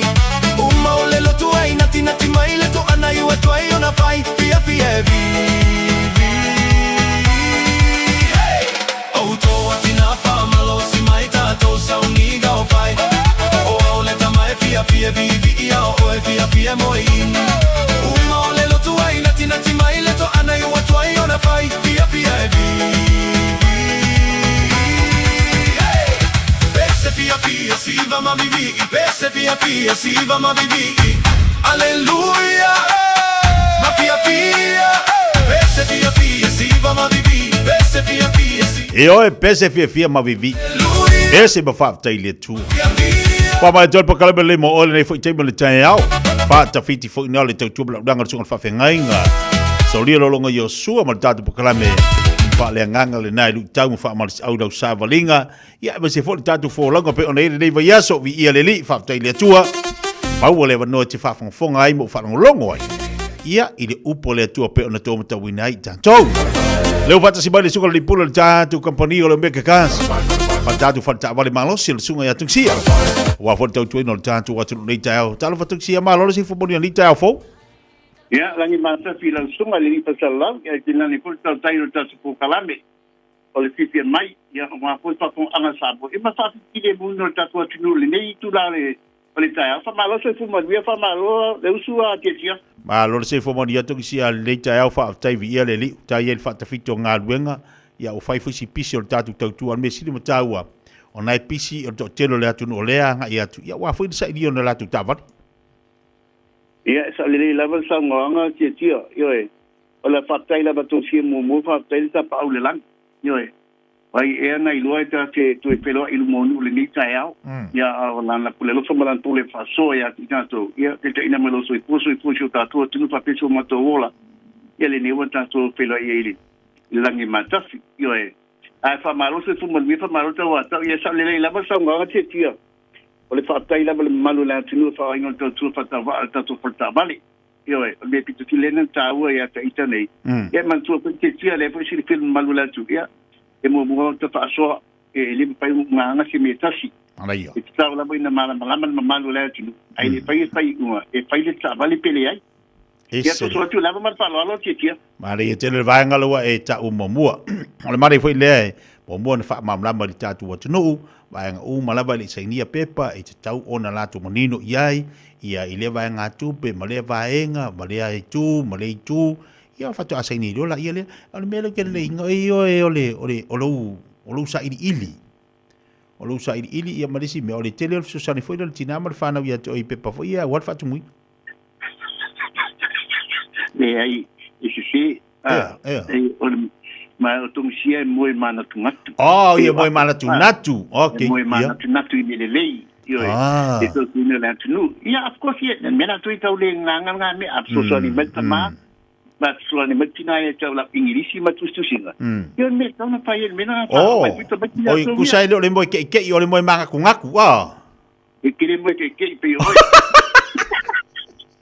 ai le ia la ko tu longa pa ponga tamo e tu longa pa ponga tamo tia e le ia la mo e le ia mo ke ala ta ke o ta fa ta ita me ala ko sa mali ai e se me na ki tau to ai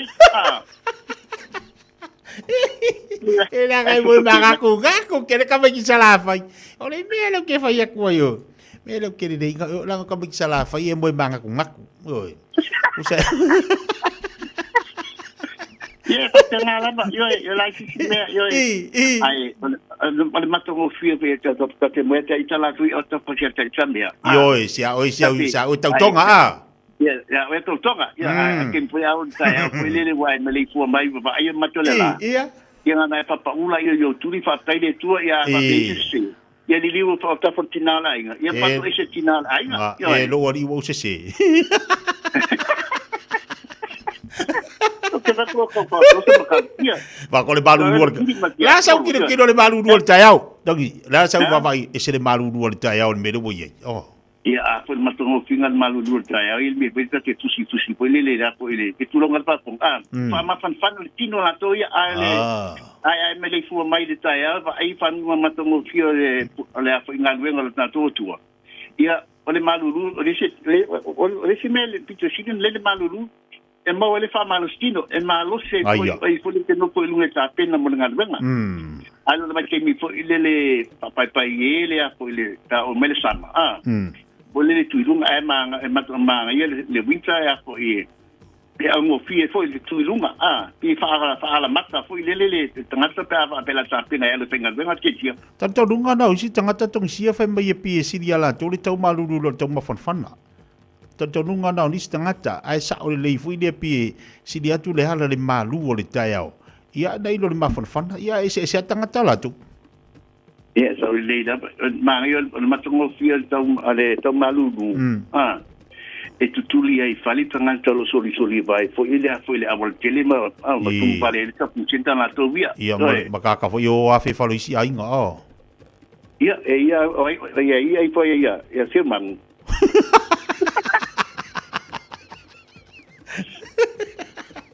Te mau ke vai ka ko so ke ya si. No lo amo falo. Jau sai di stata vale. Vai si pisel vai aso la to. Ya, nganga la berfisi nganga fa tai la sunga le to tai ta to kalamir titia mai e pa anga Samoa. Ita to pasa la nga pa pisisi mo di nganga fa tai kele la ba. Ile kulenga le radio Samoa to slip mai patolu abo. Ya, sa tu pai manu enga. Pai maluna sia matou a timpeni la pa Samoa, lo fa punga ia si ko sala ia da ko inu ele ai nga ia vai io suanga la mala to ia ba tele ia pa pili pa ile muino le tatu a tunu le nei tu la le taiao ia fa malo se fu me fa malo ta wa tai Samoa o fe la ba e ma umene pa sala mo fa business tu fa le ke lope tu tonu Aotearoa tu tonu Samoa tu tonu Tutuila manua ia le ngana fi ma ngana fa tai e fa talo fa tuai e pa ia mawaluna o tātou a tunu perina lava Samoa i o na tulanga wharupe. Al te minei, ia, nau tira pia pala malu o tātou a tunu, ia ale isa o lai sene, e ma whailamu na whailau tālo sanga, e penga whaangalo passport, e whaielau tālo sanga. Ia whapea po i pāngapo, i lai sene mai kis, i o nisi tulanga na to ia whamama abenga lava lero tātou whalta avalero tau abepea, e mana tua.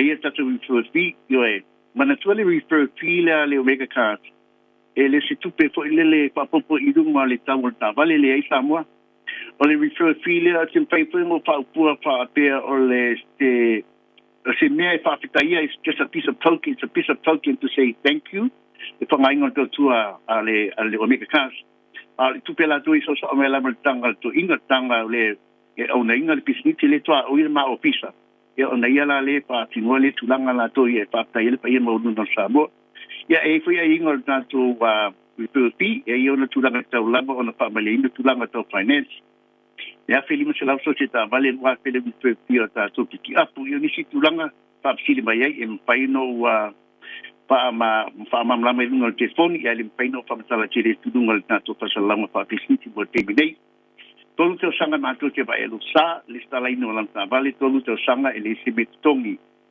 sebesina lanta vale tolu te sanga fa tino el tato falta vale fai fu el tato falta vale que nane fu el tato warna pitis fai fu el tato falta vale mo tolu te sanga mo mo con palate tamo ya wan ma tomo pi o le fa mama benga ya ki oi ti tiro si silei fu lo sala la fa tauia ta si pela tu pele ba o le lua il tolu wafe te o lunga le pitu wafe ti pen po la tele wala ta vale tu tele la tu pe pasao mo e ta fa mai ngal tu al tato pali ta vale isi tu la tele ta vale pe la pi feeling al tato skulu no fo family events se fu tasi no fo se kulu no fo ibo no fo to yo the high ace man tato Nissan Caravan ta po paso lo mai la e tato minivans tato Toyota Valfire Toyota Alpha Nissan Serena, to Mazda Piante. Yeah, but that's a pick up for Rangers Toyota Hilux, Nissan Navara, that's a Mitsubishi Triton, that will pick up you my material in the Tulanga. Yeah, Manatuo, Tatuta Bali. So I'm going to go from Malama in my file to my Tawata Bali accordingly to pay in my primary finance. I will call in issue to Langa if I'm a mamma to Sien, issue to Langa, so Mamma my hour, Lucia, Kevin Stripe. Luas lau kemi ni strive nei papa tui bankau e na po i pepe nai bala au mai tatu te poli o iwa lua pitu lima valu ta sidua o iwa lua pitu lima valu ta sidua wala te pun pepe ai o lua tasi pa tuono lima patasi o lua tasi pa tuono lima patasi mania tere la paso sanga Samoa mania le tua boso fina ngalo te tia awa la mato tu ino tatu atinu e mo tenei Patu papa se foi tu eluso titia. Te tele songa tu sia mortato ni poti nei foi tele oli manuia foi ia soi forma ia manuia. Te bele watelo tato no lava le tu la suma lua usuma fa fonga to fa salawino tatu tala mai Samoa.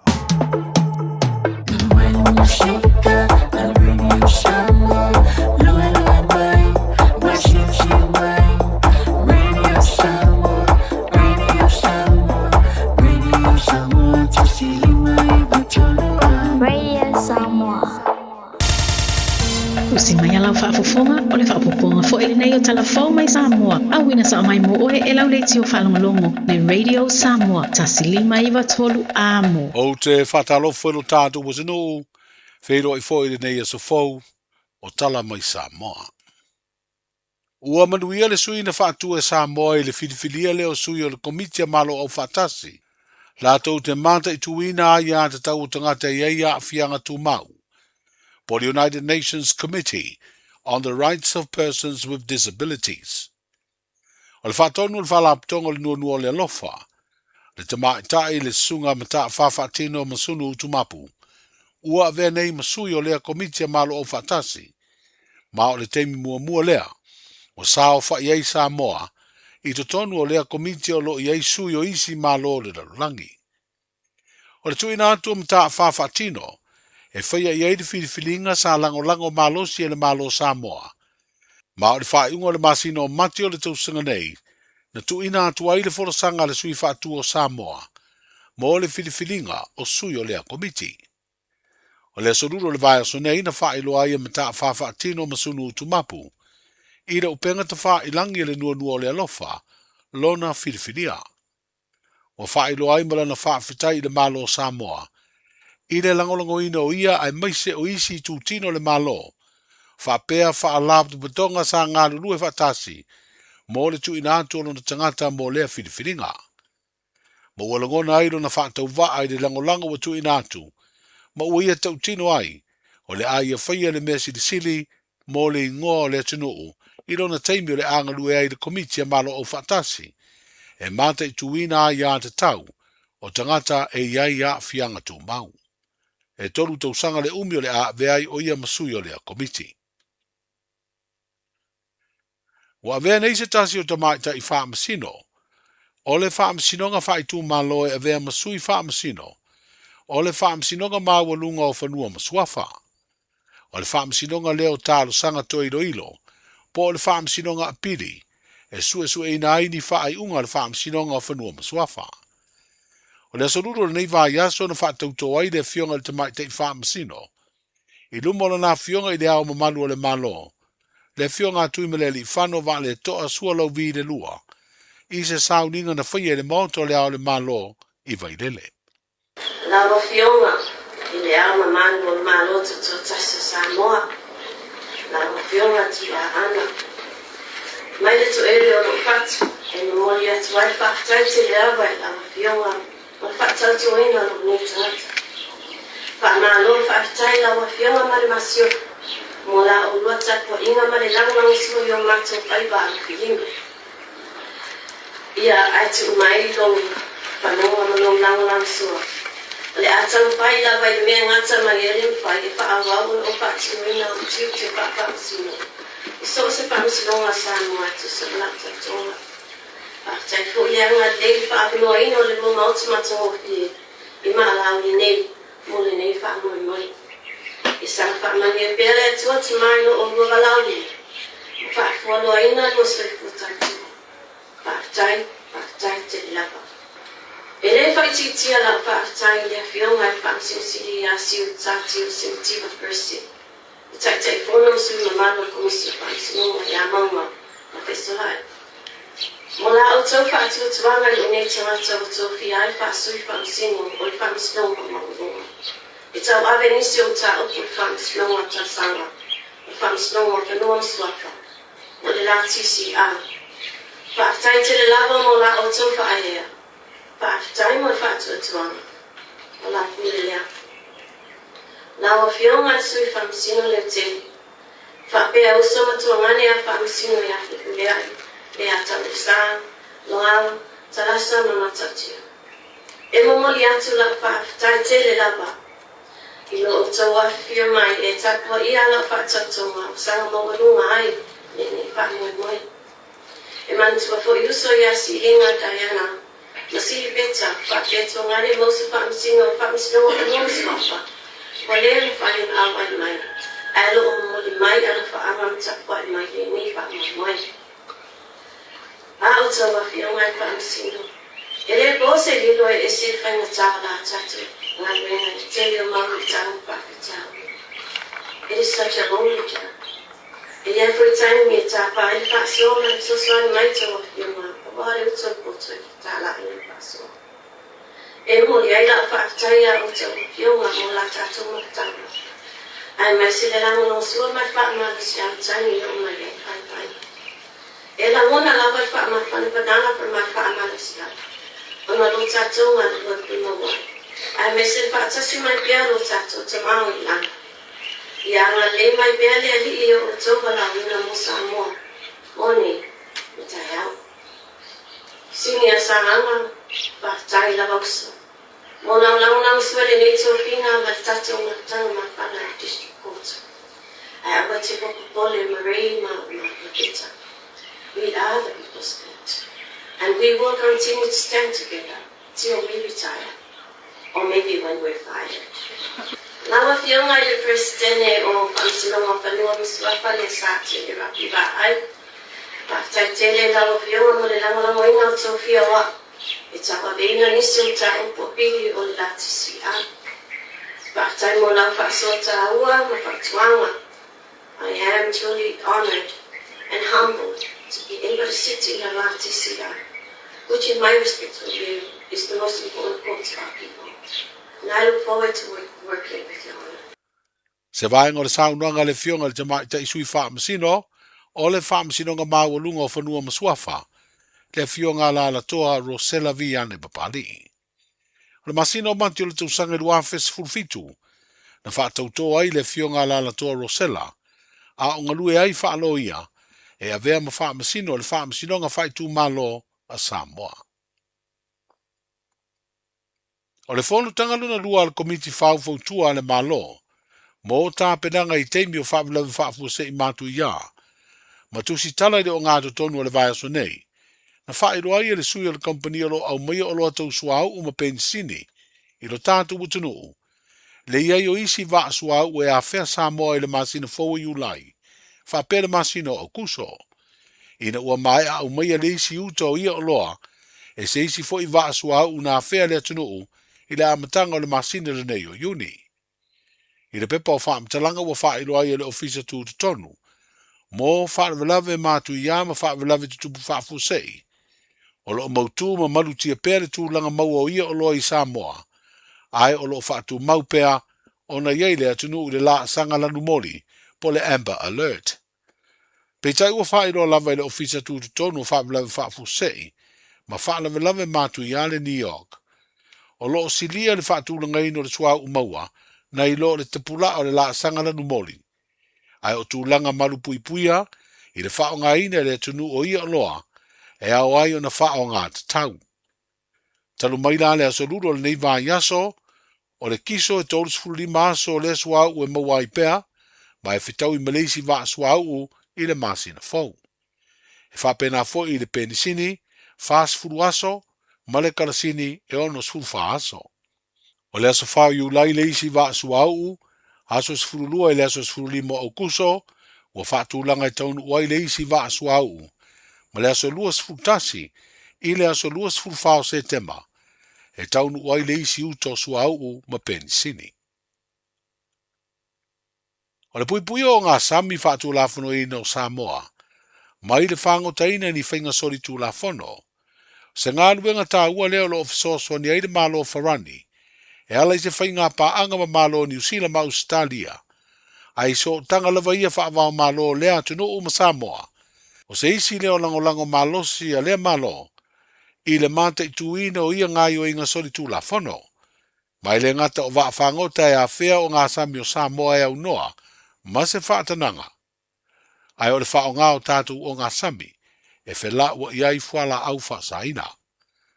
O se ofisa sinia le vaenga o whainga whaiva o le tātou utano, le sunga ia waa reu pena na tuua Samoa, i le masina na te nei se waa lele o le fitafita Farani, whaata siei masui o le fitafita o le sami a lea malo. Mo se ngā luenga na siaki ei o ngā sami uma o Samoa, i se tau mawhainga e mata i tū ngai o inga sori tū la fono, i le whangota ina e waa whangota te tere o isi e tano. I le pepa o whaamtalanga mai le ofisa o le malo Farani e pia, wa whailo ai o se tasi leo ngā luenga, o lo ofisoswa ni aile fitafita o le sami a lea malo, i se whainga paanga, ma le ofisa tū tonu o whainga whaiva o le Pasifika, o lo i le tunu o Solomona.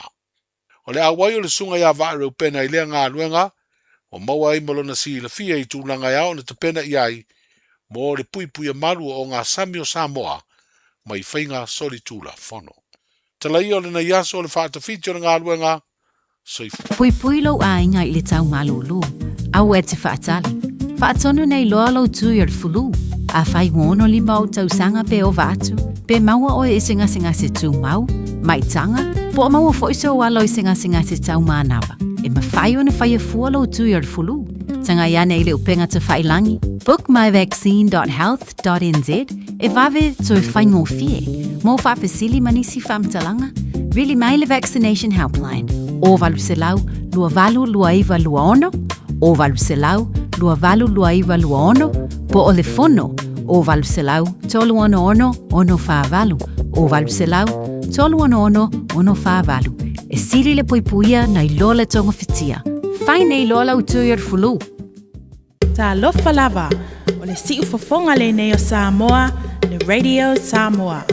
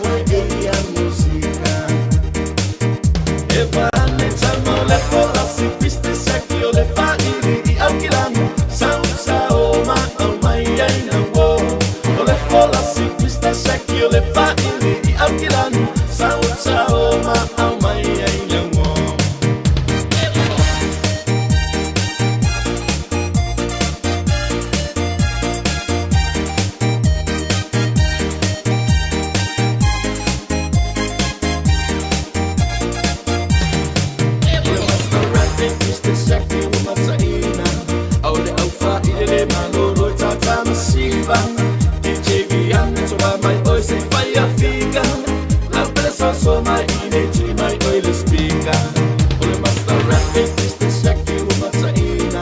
Ole aufa ile le maloro tata masiva. DJ Gianne so mai oi se fai a figa. La pesa so mai ine tui mai oi le spinga. Eva ne chamo le fola si fiste shaki ole fa ile I alquilan. Sa oma au mai ai na wo. Ole fola si fiste shaki ole fa ile I alquilan. Sa oma au mai ai na wo.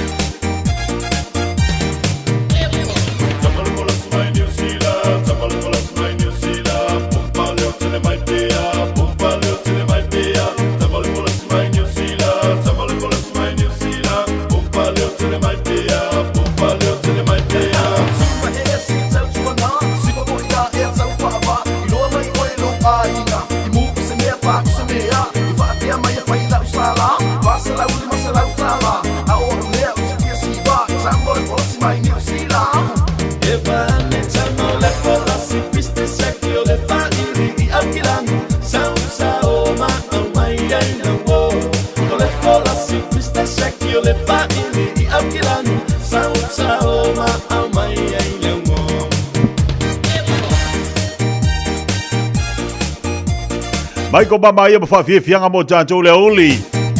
Se baltebele wa telo se football 5 minuto che nei le chula suma lua. Pa fonga tanto wa tino. E tatu tala mai sa mo lona to fa sala wida ne fo ia oli pe ona yai. Ia le tautua le fianga ngal mana tipi au tanga vaya. Ia le tau fo ile chula fitu le fia fena nei la mfai la vati a te o walungo le so. O le tautua le fianga ngal mana. Mau ala leisi fa poponga le sa tal tali tu lai valu to lunga fo ile mo nei vayaso.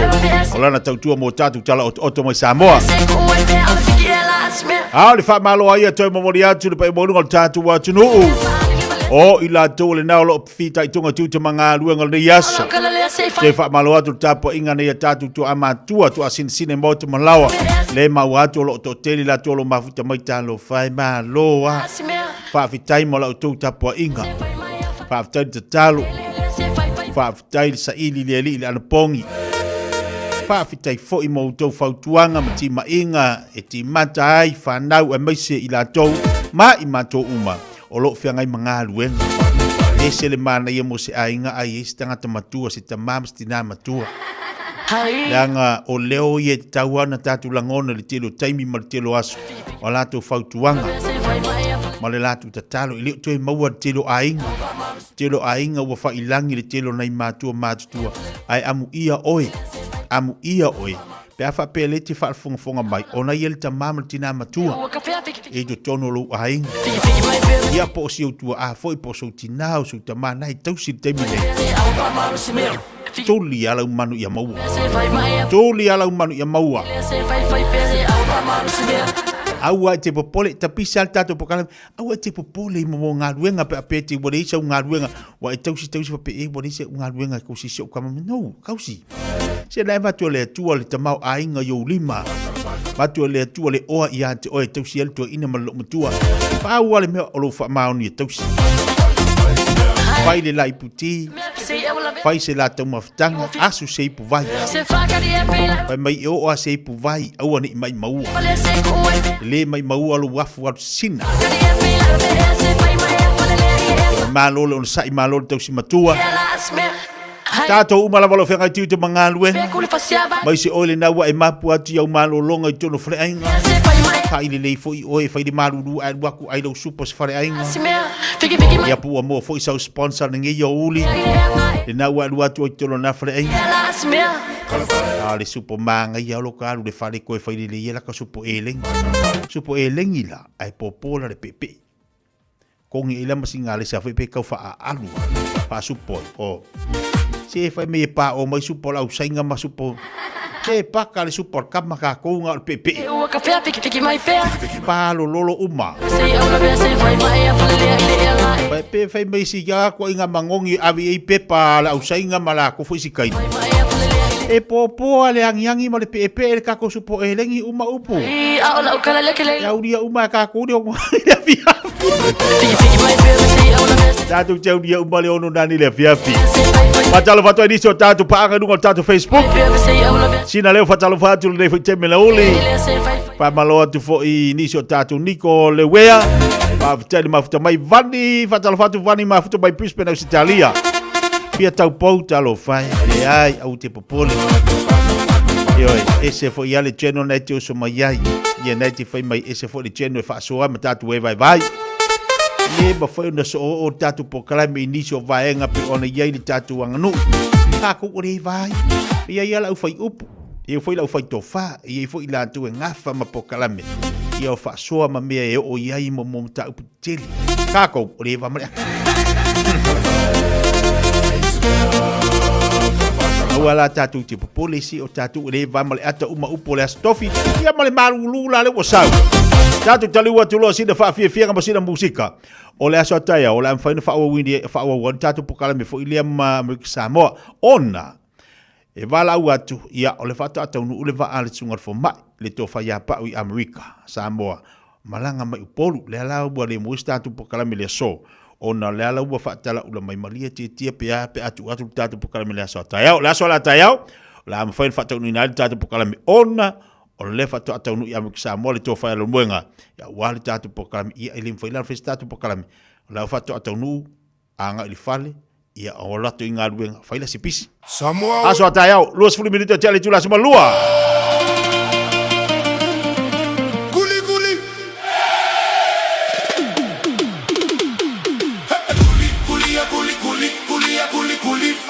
Le fale se sole, facia e eva se sole, faise a oiga pesa la mope, kumalo ai amole.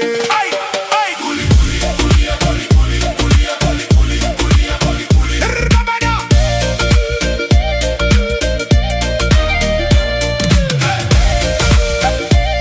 Sole, move now.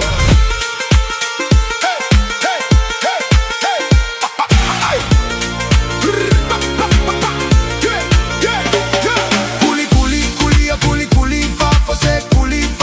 Le vale se sole, facia e eva se sole, faise a oiga pesa la mope, kumalo ai amole. Ay, ay, ay, culi culi, culia culi culi, culia culi culi, culia culi culi. Everybody now. Culi culi. Sole. Sole.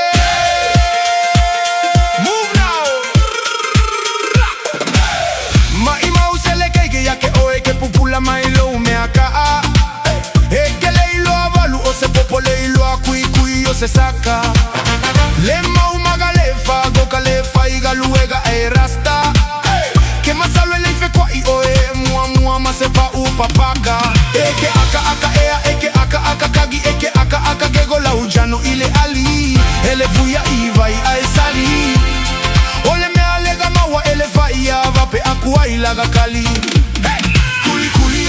culi culi, seamo se culi, fa foma le fale se sole, facia e eva se sole, faise a oiga pesa la mope, kumalo ai amole.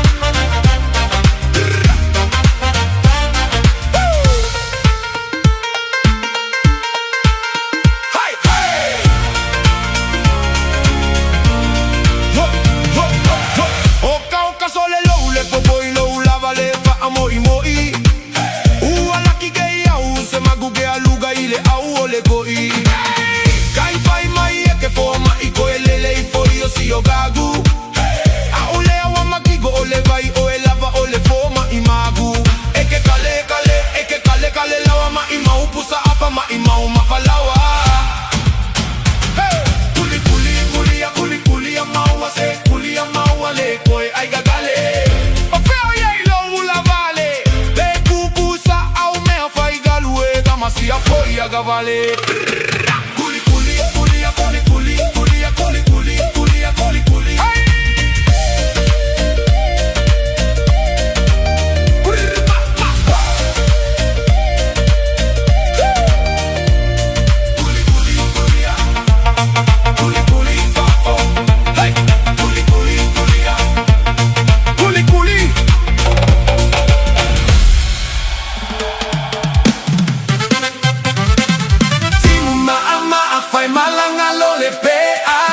se la au e fua tele nau nau Mua mua ta milo milo e muli muli tau tau Upe va e tasi a e faa e tole lau lau Timu maa maa fai malanga lo le pe a su e se la au e fua tele nau nau Mua mua ta milo milo e muli muli tau tau Upe va e tasi a e faa e tole lau lau Sole alipea e se malo le alofa E che vai mai lava e casi alla cafasao Ai che fa macacasi mai fa macai pepe Soso a cui oi o kumanga oe ie malo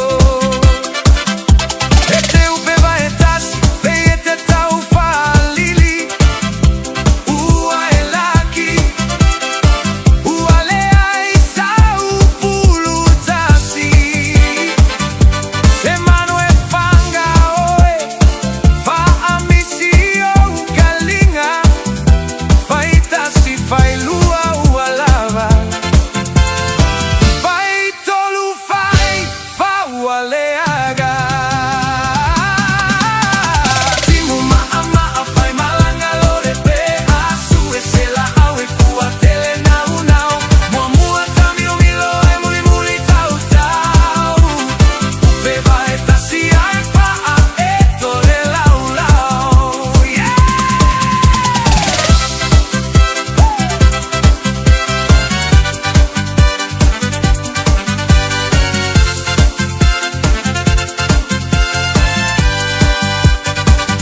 Ue faa tamaia le tele o me ai E umana e ai e sola mamao Wa uma fua lau aina Fai ai lau breakfast, lunch and dinner Ae o ti ai mato Alula awa ke kuesau e maua ai lo iunga Ae lele maingei Pea oe ke moi Aole si fiolo kuluku Ole pue oe ai kungu Managai alo lo lo lo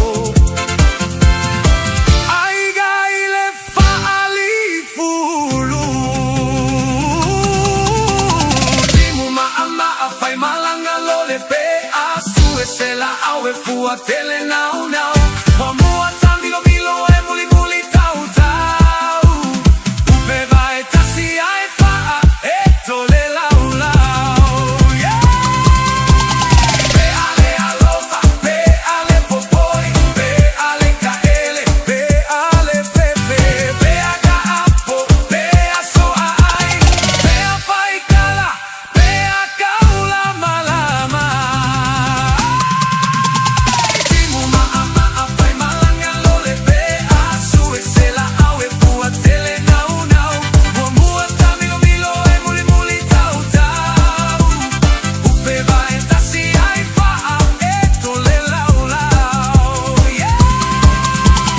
Timu maa maa fai malanga lo le pe asu e se la au e fua tele nau nau Mua mua ta milo milo e muli muli tau tau Upe va e tasi ai faa e tole lau lau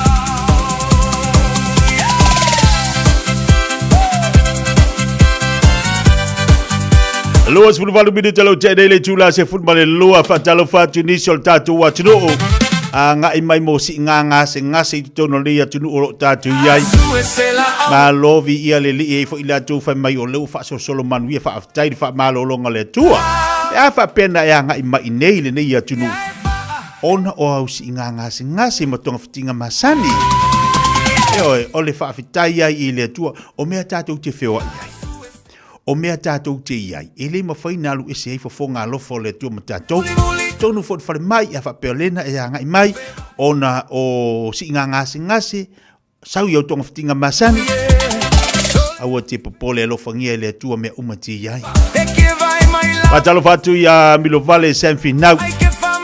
Lai maboli mea alofa anga so se whawhianganga so se whata whaitaulanga whatasi mai inai intia. O lo ia i lanto ina i whare mai intia o ngase fo ina nga ia tua i lanto. Ia le fe me lo fa solo manuia le lo fa le ia vi ia le tua. Fa fe tai lau te talo. Fa fe tai lau te talo.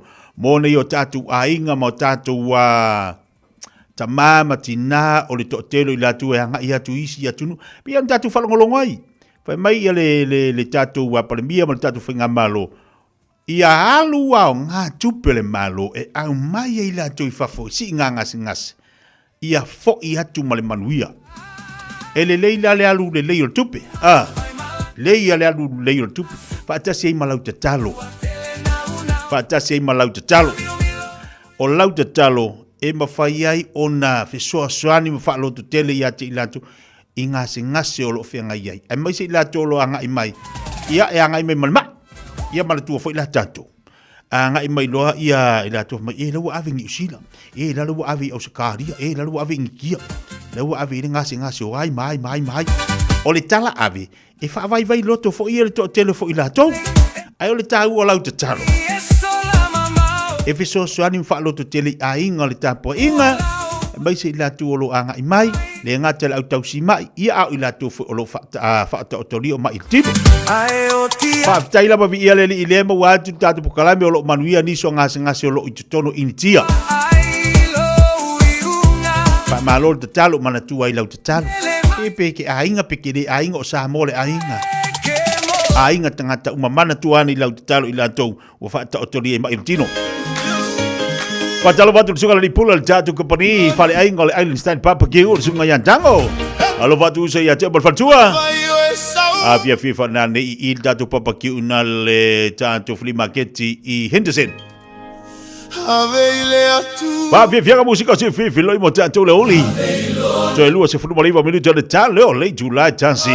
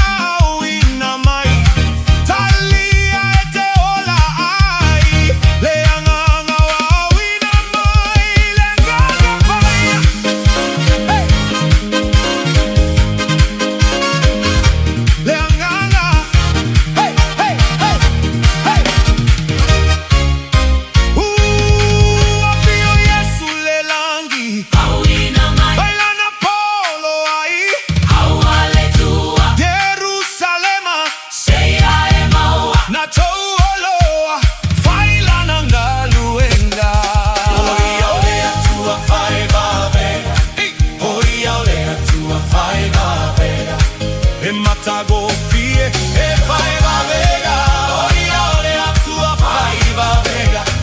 He's a miracle working God. He's a miracle working God. He's a wonder. He's a miracle. He's a miracle working God.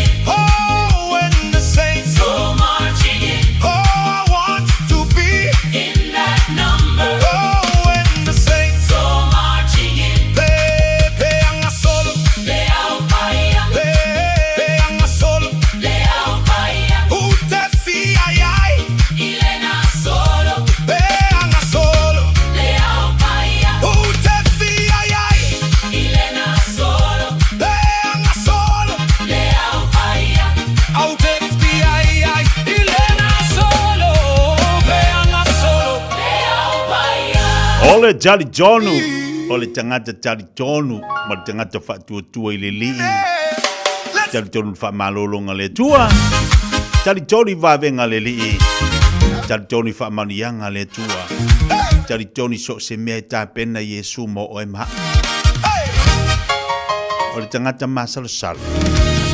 E te fiu e fi nau ele te tātou te le maua ana tātou te masal sara. A tātou tali tonu ama tātou whatuatua langa na mea na sau Yesu mo tātou. Ina au mailo na alo pele tua tasi. A ia le whano se tasi whatuatua ia te ia. A ia maua e tātou leo le whawai. Lolo winga tātou whatuatua. Pe whai mai awa. Pai mare fo mai ia. A kongo o le wa mai le wha akama mai fo ua kere whare kongo. A mai le toto wa kere whare Isu enga na fo mai. Ma latou fo inanga ruenga fatino. Pei ona ia. Ao le tātou te tonu. I le mano le toto Yesu. E maua I tātou te wha manolo.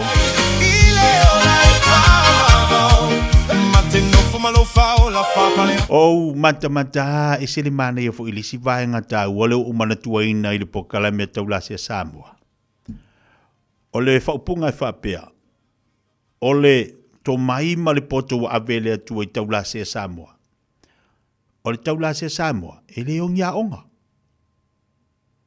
Maana ia ia lau whalongolongo le pokalame. Mea ne o taulase, e le ongia onga. Alfisiri, whawhianga la komawa. O I tātou te iloa I le whaonga ina I le atua na ia tātou ta mamatina mātutua. Whaonga ina I le atua na ia tātou mātua. E a oha o mai ai le li ia tātou mātua. I me te tau na whai. Whaonga ai ma mea umari si o mangale na o mai e li. E se le nei vai teimi. Ua a onga nei fo mai.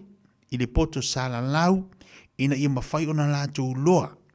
Ma whaonga ina fo I lātou le nei vai teimi. E ala ia o onga. Ai a tātou fua I le taulasia. E le o ni a onga. E le sia hawa mai e lale whai lea o ngā. Lale wa wha umai I le maka upo kaulasi e le whai. Ngale ka whaalonga kua mai. Ia, lale wa moki o ka magiki. Lale wa mongi o. Lale wa waku o le lisi fo mai la lisi kaulasi e lale. Whawhitai le atua le whaongaina o lantou. Ai, ese le mana ia momolita mai titi. Mali tangata. laena te maua le mea alofa le alon ta mama lon tina. Mai i le fofoina o mai. A ese le mani e lau whaalongolongo fo i le, koe whawhangu mai a kai, la vai teimi. Poka la me le tau lasea. O toi whawhangu mai a teita. A ufua fo i la i a iwa uno fo ne, mo umafo whauli leo ni a onga tulou. Tulou al whaafonga tatu watu. Ele whapere o su e masai ili ni poto sala lau ne me o tau lasea. Fua fo i la i a whaari leo wina le upu a le awhionga pa ia le atua le tuspaia. E se le tō mai na mai e le atua ni a tātou mātua. E se le tō mai na whaalau tele ma whaanga ina ai e le atua ni a tātou mātua. Ia, leo wa tātou wawai ei, wa tātou whaitau le tuspa ia ngana Samoa, tātou wawai ei i le whaanga ina nei mātua i tūlanga o fōmai. Se le maanga ia, vi ia le li. Whaafitai le atua mo i lantou, whaafitai fo i le atua, mo mea lofa matalini watu ina ni a tātou mātua. Kalo sia o yese kamai kiki. Talo sia o yese si fa mai e la le so orong kinga so o si do maku ya so la ma wa umar kama la mar kinga la e fo fo kama mon kinga. Kalo sia o ye. Ai le anga le va ko fa mai e di wo ki si do maku e le haya ma se si o kanga fa ni fo si do maku. Ya wa vai mo ka fao. Vai mo le pe ko o ai le la nge mama la we si ba mama le ma palu lau mango ma lau ka mu o e fai eva i ka baiki. Spului va venire da cialo le Giulai Tassi.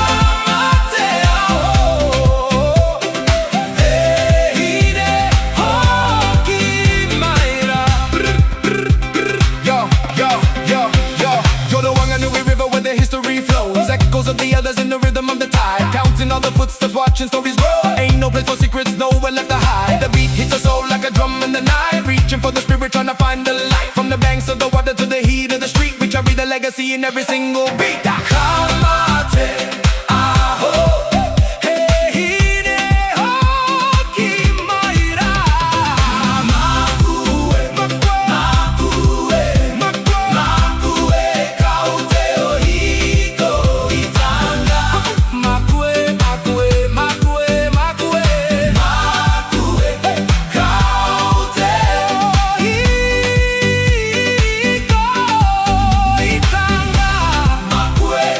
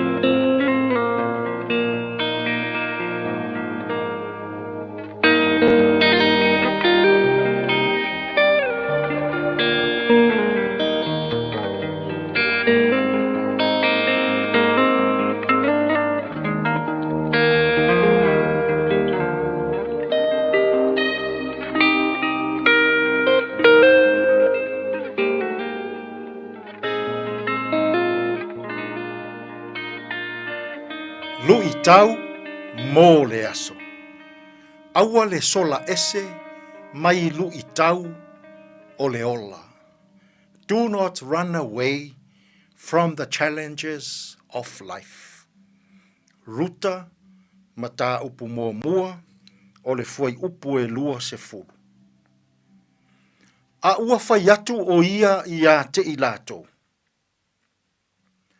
Aua tau te taua au o Naomi. A ia taua au o Mara. Awa ua matua o ona mea. Ua faia ia te au. E le ona le malosi umalava. O le winga o le ingoa Naomi. O le matango fie po o le sua malie. O le winga o le ingoa Mara. O le o ona. O le toe fo I mai a Naomi I lona a inga I petele emma. O lona toe fo I mai lavalea. E fea ngai malu I tau o le o langa. E fo I mai Naomi I lona a inga I petele emma. A e ula atu I ai fafine petele emma. O I na fea ngai ai Naomi malu I tau o le ola. Fai maila na tala I fafine petele emma. Aua tau te toe ta ua au o Naomi. Aia o tau faa ingoa ina au o Mara. Awa ua o ona mea ua faia. E le ona le malosi umalava. Ua tali tonu Naomi. Na maa fua ona o ona lona o langa. Ona wana tu una lona atua. Ua ia tu ua lona a inga. Ua ia tu ua lona nuu. Ua ia tu ua lona faatua tuanga. O le te tele o le onge I petele emma. Na o malanga ai Naomi o lona to alua o Elimeleka. Ma le lafa nau o maalona makiliona. E au mau I Moapi. O se nuu whaapaupau. O le au maunga I Moapi. Maliu Elimeleka. Maliu maalona. Maliu kiliona. O I. Na whaatua ai loa ai e Naomi. O mea o ona o leo langa ua whetaya I maia. O mea na whaia e le atua. Ai ese le mānaia o le whaai unga Naomi na whai. Ua whaila na whaai unga. O le ato e foi I lo na atua. Ua whaila na whaai unga. O le ato e foi I lo na ainga. To e foi I ona lau ele ele. To e foi I lona whaatua tuanga. To e foi Naomi. Samoai. O le tala I a Naomi. O se fe au tāua mai le atua. O se fale a onga aonga. Mo I tātou uma. A tu tupu lu I tau o le olanga. A tu tupu mea whaingata. A tu tupu mea tinga. Aua tātou te sola ese. Ia tātou loto te tele. Tātou te whetai ai. Malu I tau o le nei o langa.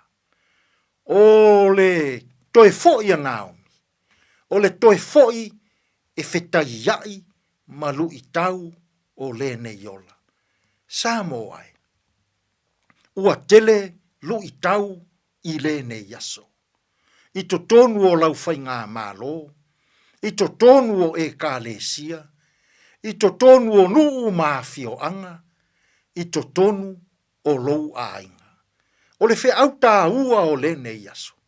O le lu I tau fo I lea mō I tātou.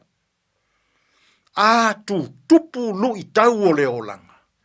A tu tupu whaingata. A tu tupu mawhatia. A tu tupu tingaina. E fina ngalo le atua. Aua tātou te sola ese. O teimi ao ngā ia. O lou soi fua ma lou fo iola. Tātou te whetaia iai ma mea tīnga. Tātou te whetaia iai ma lu itau. Tātou te whetaia iai ma mawhatia. A wā o i, o whale a onga ia e whaatupu tele ai lo tātou whaatuatua. Ma lo tātou i loaina o le atua. Ile nei fo iaso. A tu tupu mea tīnga. A e whetaia i malu i tau o le olanga. E sola ai lo ono sai. E sola ai lo wha maoni. E sola ai lo wha pale pale. E sola ai lo loto wha mangalo. E sola ai lo walofa. Manatua. E fina ngalo le atua. A tu tupu wha fitauri. A tu tupu lu i tau. Awa tātou te sola ese. O lu i tau. O mea tīnga. O mawhatianga. O whalea onga ia lea tua. Ua fōa i mai ia i tātou. E lu i tau ina ai lo tātou wala whaatua tua. Maha o au ina ai i tātou. I lea lofa, ma leanga le lei o lea tua. Nā omi, ua o ona, mea ua whaia e le ou le malosi umalava. Ua toe foi, whaafesa ngai mati ngā. Toe foi, whaafesa ngai malu i tau. Toe foi, whaafesa ngai ma mea whaingata o le nei ola. O whea nei uiai, le tangata na toe foi e whesa ngai malu i tau o le ola. Wha ea ina e le atua. Tu wina e le atua i le mea maualunga. Fōa i e le atua le malosi. Fōa i e le atua le tamao ainga. I le nei fo iaso. A whea ngai tātou malu i tau. Sā moai, aua e te sola. Ae nofo, wha a whisa ngai malu i tau. Va ai ia i le atua. Maua ai le malosi. Tātou te whea ngai ai malu i tau o le nei ola. Tātou te tālu. Le atua mamanai. Whawhetai o lu i tau o le nei ola. O lona o ona ma ona tinga. O whalea onga ia i lo mātou ola. E aoa o inai i mātou. I le tā ua o le ola whaatua tua. Mātou te iloa atili ai. Loua lofa ma lou wanga le lei. Tātou malau fio ia mātou tautua ma au nanga o le neias. E tonu ma le lei ai mea uma. Lou lava suafa Yesu lo mātou alii ma lo mātou whaola. Ua mātou tatalo atua i nei. Amene.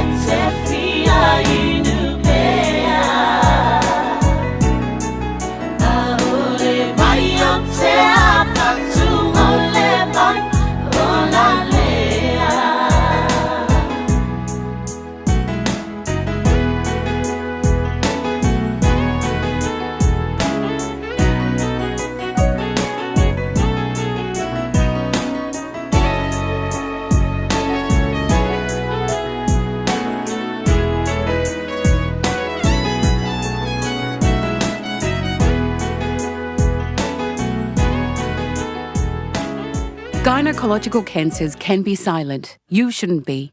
Learn more by visiting thepowerofknowing.co.nz. If you're unsure or concerned, speak to your healthcare professional. E le te tau ia oe una nā tia a fianga o le ka nesa o tutonga sā o te maitai. Mo le sila fia atili, a siasi le powerofknowing.co.nz. A whai o e popole pe le mautinoa, tala noe lau fo mai. GlaxoSmithKline New Zealand Limited, Auckland. O mo mia ni ngaluenga whai ilo fali. O le living space o lau company if so soani ilu whale leo mao te malawa. Amana o mia se pa pui pui, carport, canopy, pe wha faulau heat pump, whaisau deck, wha peta lau whale. Whaap so ta i mai i le living space. Whaia 4 quotes, mau le so soani ilu finance, e le aise deposit. Vili mai loa le living space, i le o valu se lau, 5 whaono, 5 valu wha. O valu se lau, 5 whaono, 5 valu wha.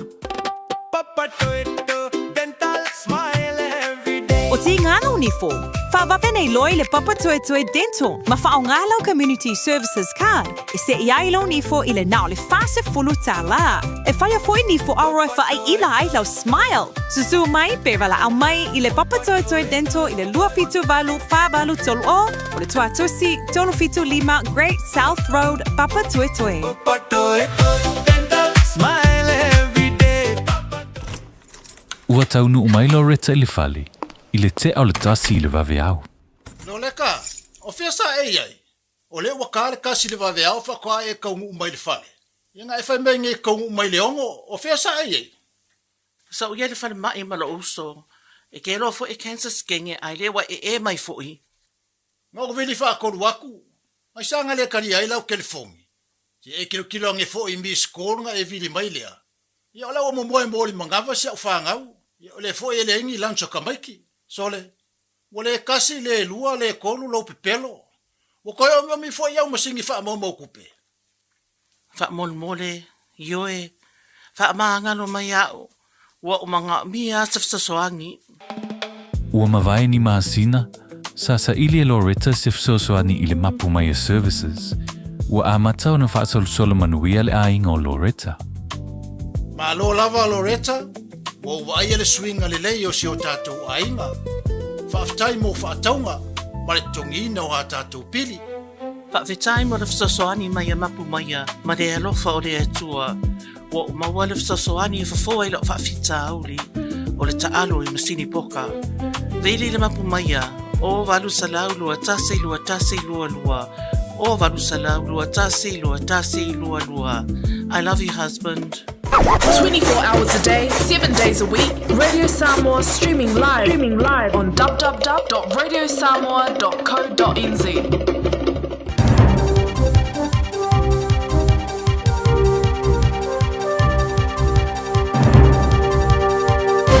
In this update, police have arrested 14 men with gang links in a year-long sting into methamphetamine manufacture and supply in the far north.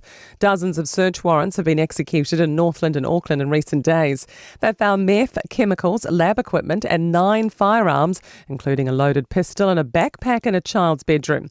Detective Superintendent Greg Williams says most of those arrested have appeared in court on a variety of charges. Manufacture of methamphetamine, supply of methamphetamine, operating as an organised crime group and other associated firearms offences and the like in that sense.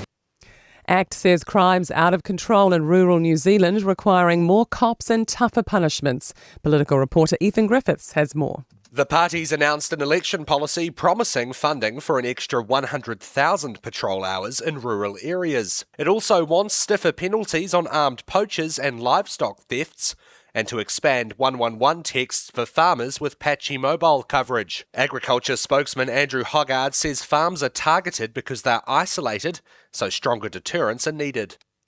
A lot of investor attention on Wall Street with SpaceX heading to market on Saturday. The debut of Elon Musk's rocket, satellite and data centre company will be one of the most watched in years.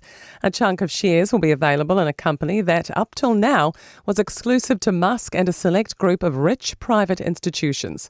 Forsyth's Bar, Aaron Ibbotson, says this will set sentiment. 10 days ago, the expectations for sure was a lot of excitement. Like most IPO, it was going to bounce 20-30% on the first day. I'd say over the last few days, there's more broad range of voices and nervousness. Watercare is identifying Auckland pressure points as the city rapidly expands. It's keeping a close watch on Middlemore and sections of the North Shore, with doubts whether infrastructure can keep up with growing demand. Chief Strategy and Planning Officer Priran Pereira says they've released extra capacity in some areas, but they can't do it everywhere. And that's news. To sport, and Warriors coach Andrew Webster's had a not-so-subtle dig at claims the South Island is ripe for the taking, as talks of a second NRL side in New Zealand explode once more. 3 Canterbury juniors have been named for Saturday's clash against Cronulla, and Webster says the club's investment in its pathways is reaping rewards. Everyone keeps telling us that we're not doing enough in the area and we're not developing it, but we just keep producing first graders at the moment and more to come. So really proud of the way the club's gone about it. Everyone's trying to invade there, but it's still ours. Athletics New Zealand selectors wants more time before deciding which 2 of teenager Sam Ruth, world steeplechase champion Geordie Beamish, and 2-time Olympian Sam Tanner race the mile at this year's Road Running Championships. The unsuccessful candidate is likely to run the 5K road race instead. And that's sport. I'm Wendy Petrie.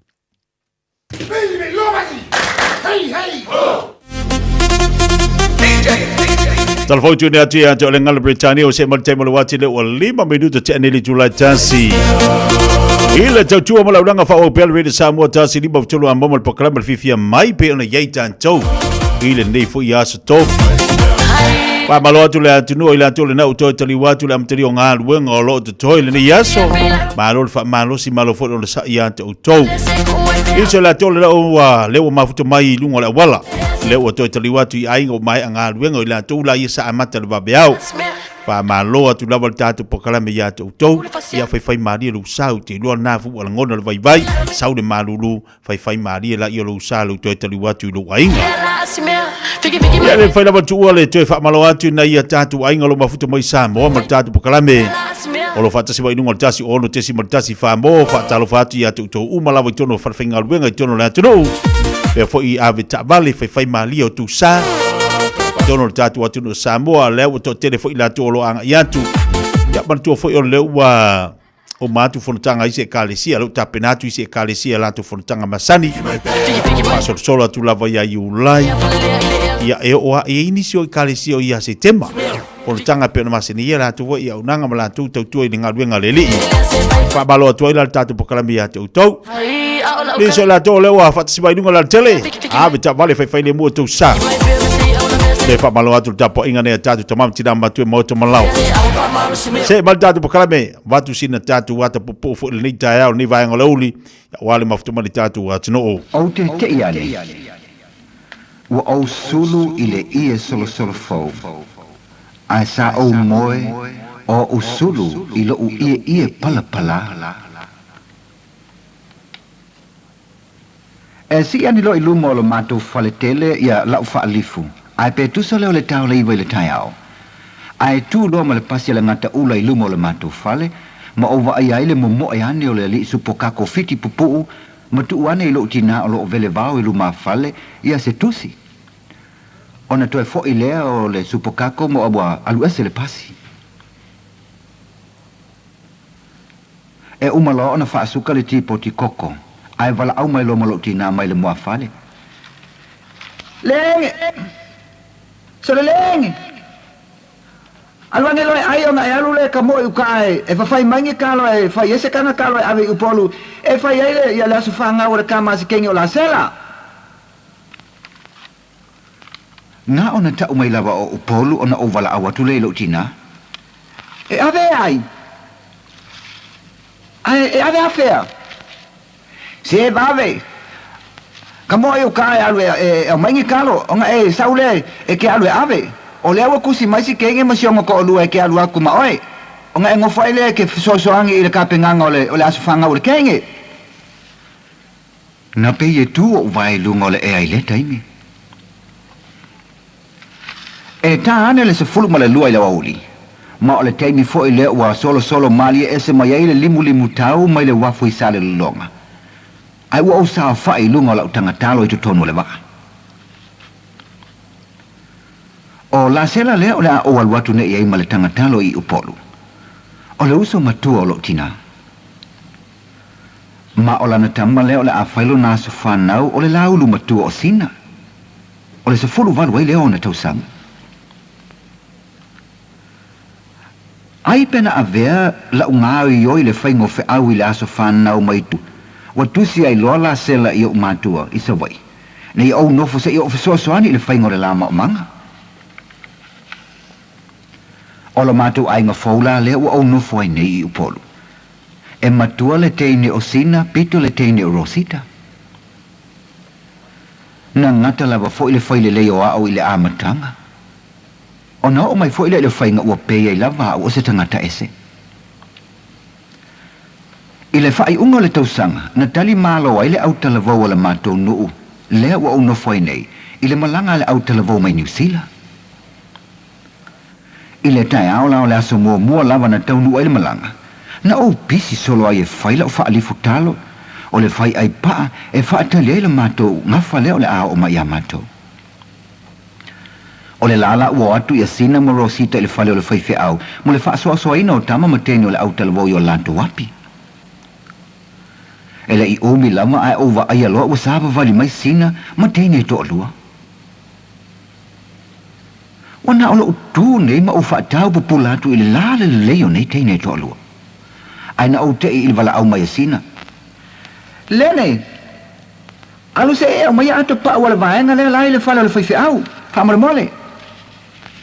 Na o wita i a sina, o na o wha pele o na ia upu i a te au lama. A o sina e ia pe loto leanga, o na ona whai mai au mai ato ale vaenga le la, ai le ta o mai ngō teine. Ai pe na ofo teine New Zealand ina wawa ai mai. E lo tau au lesi ato pa ula poa. Ai e lo lima tau matau o lo tai lesi ato pa. Ile a fiafi pe tu so leono le aso lea. Na amatai fia au talavo e lua ile mauto le ngaluenga. Au te savali atu lo le a walu ato mata. Ai vala au mai la sela. Le, o fefe me alu iai. O te alu te mata. Ia alu. Ai e whaavare mai whaavela le koko mai fo e ma whaavela me ainga a kenge pa o mamai al fifia wailoa. Wale lei. Na ti ngā le tumu o tangata o lato si o le whale o le whaife au. Ai na o wha au fiofia tu lava mo lo ia mo lo miti afu pala. Ma o pito lo i le pui i le tu le o lo i le au te lavau mai New Zealand. Masalo po le tau leiva na umai fia. Ma ua solo lava la utala noa. Ina ua whaai o le ngutu mai o le teni lau ngutu mafia o le mātou nu o lasi. I tama New Zealand o lo ilo lātou ai. A o lau fwoi pepelo le anta e winga i teni i o lo ilo mātou fale. Ta fefe. Na whatua o manatua vāwe lava le whātou nunga na whai mai i a te au. Ina ua o whaalango atu o la sela le val au mai ilo wingo. Lenge! E kasawani mai pele ai. Na tau whai tongi uma mai ulo le o autalavo e lua i a te au le mele alo utu wai nei. I le leo tele mai o la sela ma whapea mai. Ka ingo. A le ngai afia piko i luma i mea alo alua koe le mangongi uu i kengi o le malanga. Sa wani mai? Na ti ngā leo au o lo utino i lota mua mo soo. Aina le aini ua. Na matua malingi o loi mata ai le se leo i le ti ngā o tau au malo papatua. I le whainga la sela i le sasa sa vali o au. I le taume. Mate o atu le fale. Wa o moana whawe vela e la sela le koko Samoa. Ma le me ai i le o ngā umpamu. Na au whaafetai ina ua waweta ape mai le au telavou. Na wawe umai le whasinga wa. Na ti ngalo o fia wa ai i fōli. Ma tinu momosi o teni New Zealand lo wasafa whai mai nei luma ma a ai. Ai na misi atoa ma lo uea i lunga. Ona ele i mātua o loi mata ma le ti ngalo o la ngona pēlo tino. Wa umale mea ai, ma wa umafoi ona ta pena i tua ipu. Ona whai mai leo le whaatonu ngā la sela. Aluange ai, a umonga aluange le fufuru ipu. Ngā sa ai e ma keu wha le i kokongo le sefe. Whai vawe. Na le so fia ai. Ai ua usa vali atu loa i le amata ona fufuru ipu. Ai na au te i le whaapea mai o le wala aua le se tene o le au New Zealand. Lene, aluane ai, ai tu ipu mate o atu i ai fufuru. Aua, O le oso mai le ala se. Nga fa ko pe pe ya luang e fu ipu. Nga fa ya ku ngei la va ya la fa ko ngunga la fiafi. Nga ya ala ka lo le kengi o mai ko fia o nga va mai le fa vera me ai. Ai o nga o fa vera me ai o lo ku. Sole. Ola la va e la ku kula va mai se kengi makamole. O lo maka la va ya fo ya ko fia. No so mai ni le tene o sin. Ya ayo te va ai se ma amusa pati tene o mal a fo ya lene tene o malanga. Au ya o ai la le kengi o la fia fo yang so nga mangaku ya ai se lo ngo ela la le fa lo ai solo le kaulanga. Ele ya ma se fia fa yang se mangaku ya. No fiu la sela ma singa tau file si tene umio le to lo le. Ai o sa vali mai lava i tu ele me o fu ya wip. Ona tu mai fo ele Malaysia. Ya ona sa vali mai fo ele Malaysia sina. Lene alwe ai tu mai o te fuluina ipu. Le ai alu ai fale tu ya tia. Se le ai tu mai ya tia. E fai mai ala tala ya le tene matango mai lava fa o se atu pulu mai lo lima. Wa o mai sina ona ia fa pe mai le. Ya alu esela ai alu ai tu ya matu. Ai ona se fa manatu fo ile le fulu ipo le tene Jennifer. Na ngalo vave lava ya tia ule pakete vaile e yo utua ile halu lo ma fa we pu ele ngole tene le uta uma yesina. Pa wale me o pu e o le fa ai ngole ngoa fa. Na o susu uma le pakete vaile na o sulu ai. Makavalea. Wala au mai le ala sela le fale. Ko ki mai pakeke. O nga ki ang yang lo le lo moe. Le la wo su mo le ye. Ai penga ke lo la me fien nga ye. Alu ang la ye suru lo ye ngale. Pala palanga nge se e lo ai dama lo fa kamala. Na ona umola fo ila ona tu le pakete. O masaulo itu le fale o. To ane mo ye fa fe au. Wa a to le vai aso ele ave le vai. Masulu. Ma o ane loa i lo papa ma o woi ai ono le ti nga mai peo o vaenga lo tino le sasa la sela pe ai ona o ye ti nga na le umi lava na o ai o fa ngale moelo na pe o te oso se niu ina o fa lo ina le leo la sela ma o no fone no ilum ile tai au le a o so le mato le la oi ta fe o se va ainga na o te itele ai. O na o te pane i atea. Na o moe o sulu lo ie palapala. A o lea ua o sulu i se ie solo fau. Ai po o aina ie sulu ina i atea. Na wawela o ngā ioi ina ne i loa mai e la sela le i solo fau. Ma utoe a pane lo ie il sulu. Ai wana nalo ie solo fau. Luma i la mapau. Na ole lua aso le malanga, masao ni e loa i le malai wa lele ona ole atoe fo i New Zealand. Ole se furu la ile tai au e tu uai pasi lo mato nu mo le malai wa lele i fale olo. Na o fia ina o fa longa atu o fa peane la se la ile tai au. Kako fa kali ole afo le iwa e sa waia ya piki apu kako ki o wai le malai wa lele. Na pei ole wila fa ingoa o fi au ile tai au, no lo fia haru le malai wa lele. Ua tau nule piki apu ona fai mai leo sina o te aluane e ave ato pa ule ta vale. Ua uma ona usa vali mai leo lea o le asuru i solo fau o te alu ele malai wa lele ai vala au mai leo malasela. Lele ma ai fale lele fale ma foi ma kukuri i fafo moe i o mai foi moa fai ala ko a mio i ngai lungo fala a e ngofo lava. Ma fai se saka mako ke foi maru vela. Ta fe ia te au. Na mulinga fo le malingi o loi mata le pona sasa ia au ile te ulu fa fo se iani o loi mata le taimi ina o oilo o te le alu ile malai valele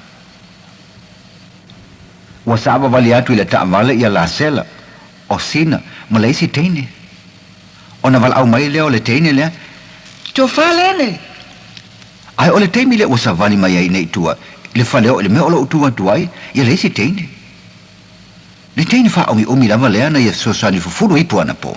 Lea o fa e le ingoa. Ua tutu ne le to toru le le tafutafo le ta vale ma tilo mai le sa vale mai le teine o fa i atea. Lene, Whaafetai tele I lo wanga le ia I maua. Ai avatu le tupele maoe. Sa au whaapea tātou te oe e whae e maua le malai malele. Ai vai oe. O le mea tā ua lava leo si tai. Ai o le a o walu. O le a o lafo mai pei vai aso o mau tusi. E lafo mai e au tupe whaata weni u lava lava. Ai o le a o walu lene. E iai le aso tate toe whelo ai ai. Tō wha. Nā ona umalava ona whai maila na wha tō wha. Ona ia songi maile I au lau ngutu. Masa vali e se atu. Pe ama le se furu I ata lo ma wa o atue nei. Ai toe wha liu mai lo ma le tene I mele o te tū atu ai. Ma wha pia mai ana upu. Lene o a una o suluina le ia solo solo fou. A o e moe.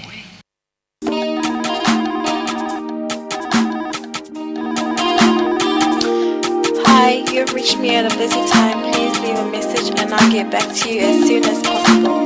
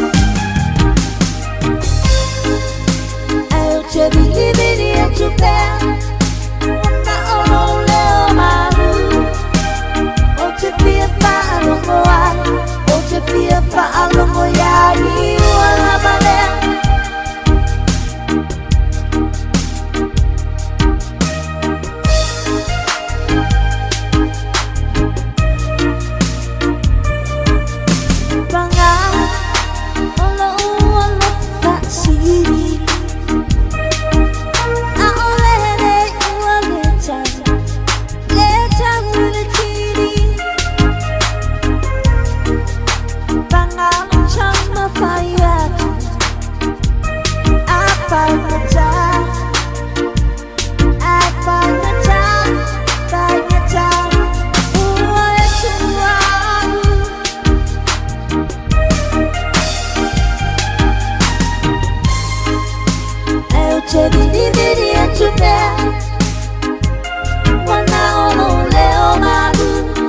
te fia whaanongo ai, o te fia whaanongo ia i uanga balea.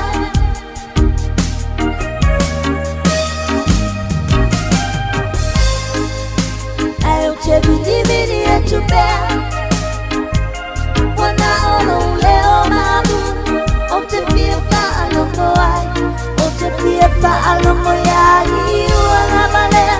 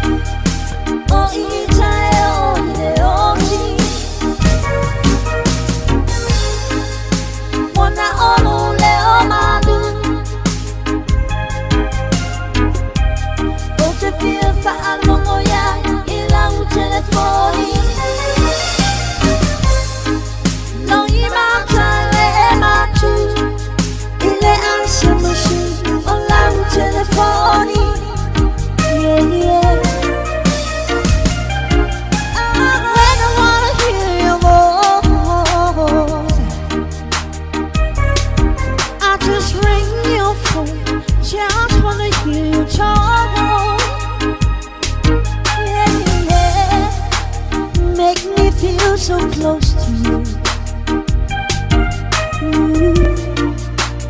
baby, you know I'm trying. I'm so sad, deep inside, yeah. But I'll keep on ringing till the end of time. Baby, don't leave me this way. Baby, please don't leave me this way, yeah, yeah.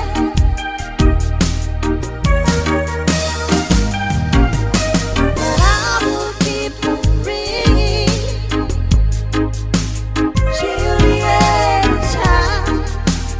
Baby, don't leave me this way. Baby, please don't leave me this way, yeah, yeah.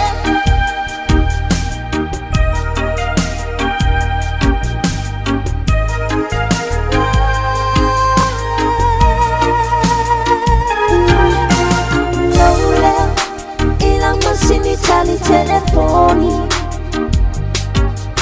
sei tu mai ai setean, te vini a tu foi. Tinggal na wino anina,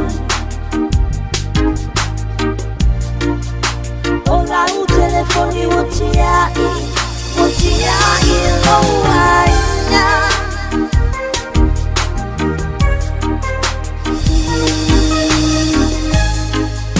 Eu te vini e tu bea,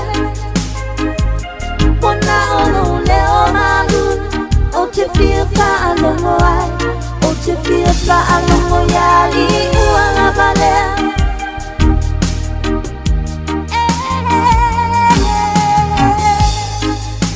Eu te vini e tu bea, wana ono leo malu, o te fia whaanongo ai, o te fia whaanongo ia i uanga balea.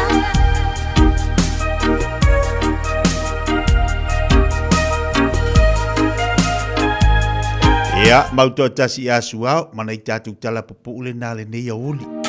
Ua uma le story, io e talo fai se usia kasiano sa nele, ua uma le story. E ala, ke pauanga le menga ka le story ka a pet mamaia. Io, nga ua uma nga ua suru le fama le, pe kama fai whako anga li iso solo fau. Pauala le mea nga viri mai. Po koe ku mauri a lofa pere.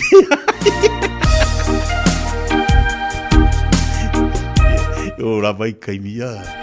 E la, kuro se fonga umi ia ke wa ia le whakawhai.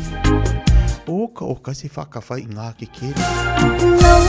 Lili ala le whakawhai ala ke le whanganga po, ama whanganga mua. Ala whakawhai la le ala ka asolo la warke.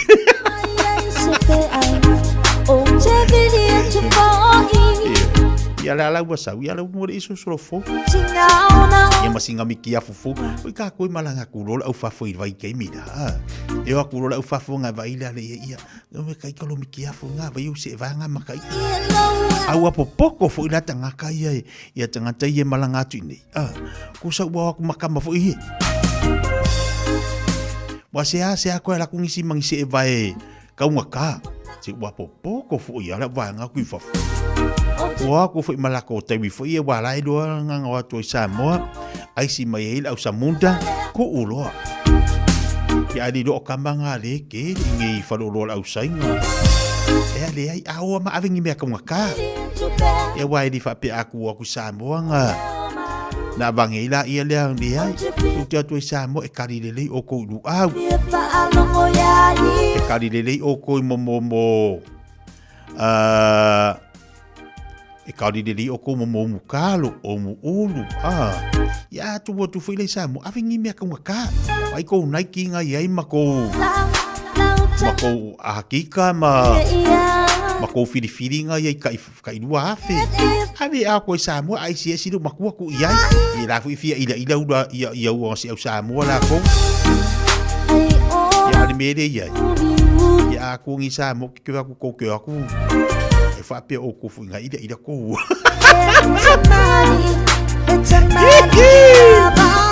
ko ke ko fe o fu ma ko ngiu malulu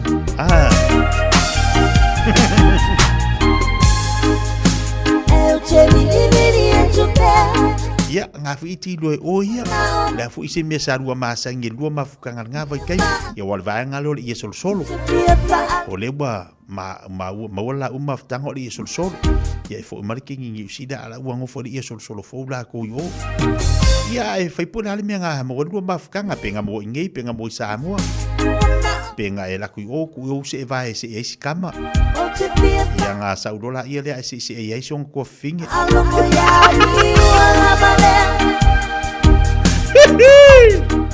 por me querer ir mai o ia ko se ron ko ru mo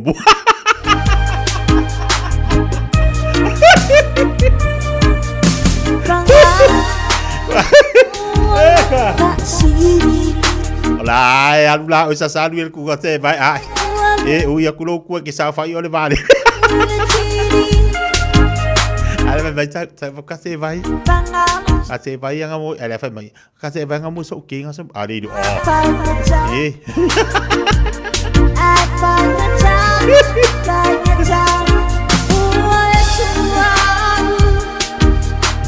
ai ole mere io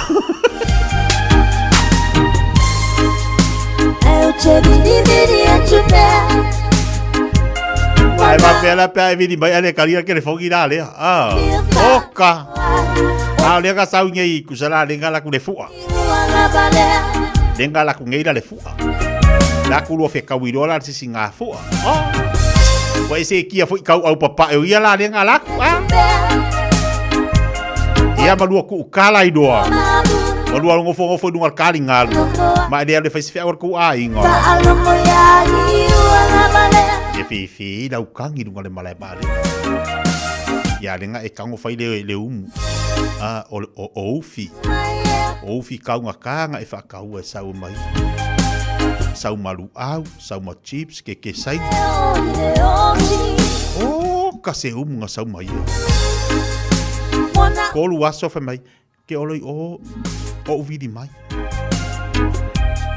ole upale ke oloi o vidi mai fa nga wola le man ko la le wasau ma le mufi ma malu au ya le usau ma ke sai nga ma chips ya le nga ka nga ole o fu e vengi nga e fa akau ole le twes e vengi manga ya ai o mai ko lu aso fi we vidi mai le kali vai fi we vidi la so la ngonga lo fi la le vidi mai ya wa me le ko kupu You reach me at a busy time, please. me le ko kupu And I'll get back to you as soon as wa sawa malanga wa ango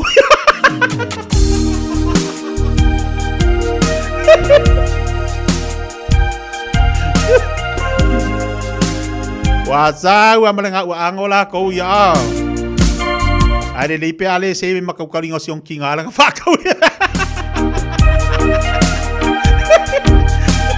Ele nei pare se ste mai makau kani ngati no maku le ka fa ka le sa ki ga le ka maku ngi sa mo. Ya la ya le a wa fa mo le ula le. Me fa ma ku kani nga. Ya ba ko ma lo se ku nga le. Ya ma valo o funga le o fa ka mo le eveng. Pa ko le fa nga lu nga fa ka lu fu ka ya. Ola o telefone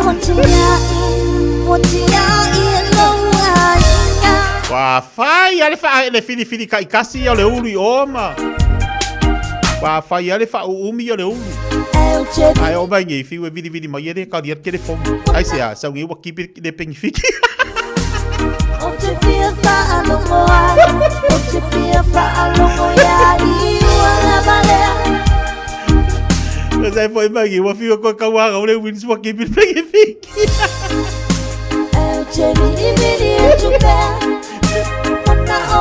E o ka ko kala kali e ai o ko. O te fia fa alongo ya i wala balea. O le foi la ko fa sanga mai ke a ula le. Au ka.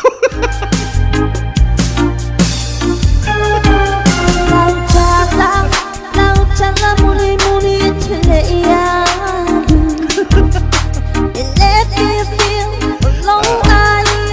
Ai makua I feel se poe whakari mai nā nene koe kari atu. Ai mai whonga I ere mafua anga. Sau nge wa makua kipi o ki are Winston peng fiki. Makua pi hai nā le whai.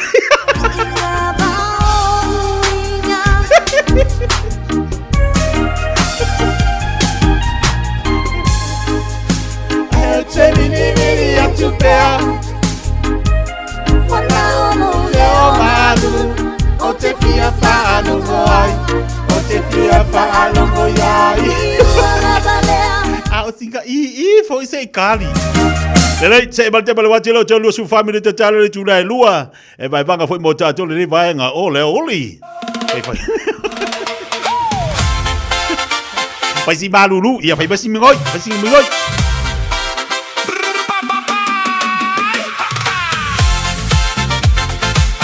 Dai bele wati te lua su family te tala le tula e lua. Tatu te mina lua iai.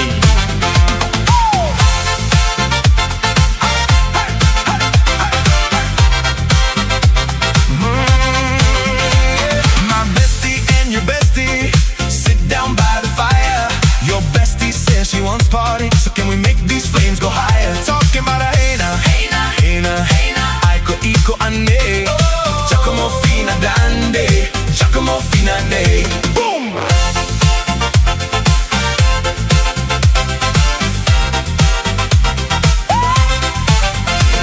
Stop my truck, let's all jump in. Here we go together.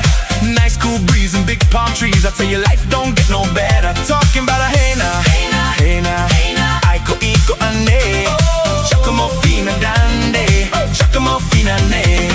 See that girl, she's a dream. I can find my way. Watch out for the double machine. Giacomo Fina Ne. Aina, I can find my way. Giacomo Fina Ande, Giacomo Fina Ne.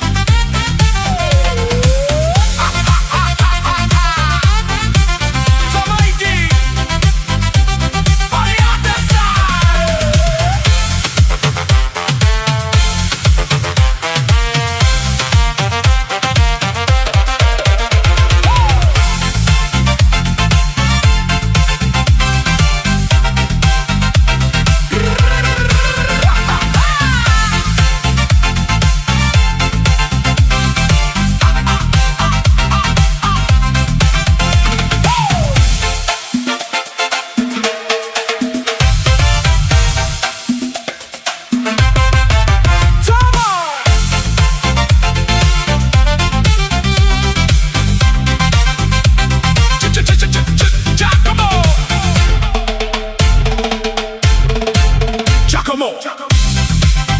A body beat.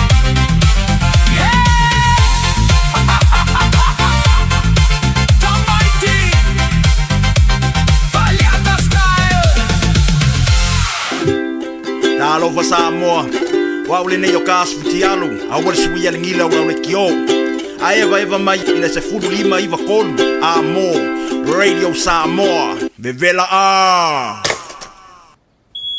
A fai ua mula upa anunu. Manatua. Tia ai ila lapisi la foiai mea ai. Ai le o le pini lapisi masan.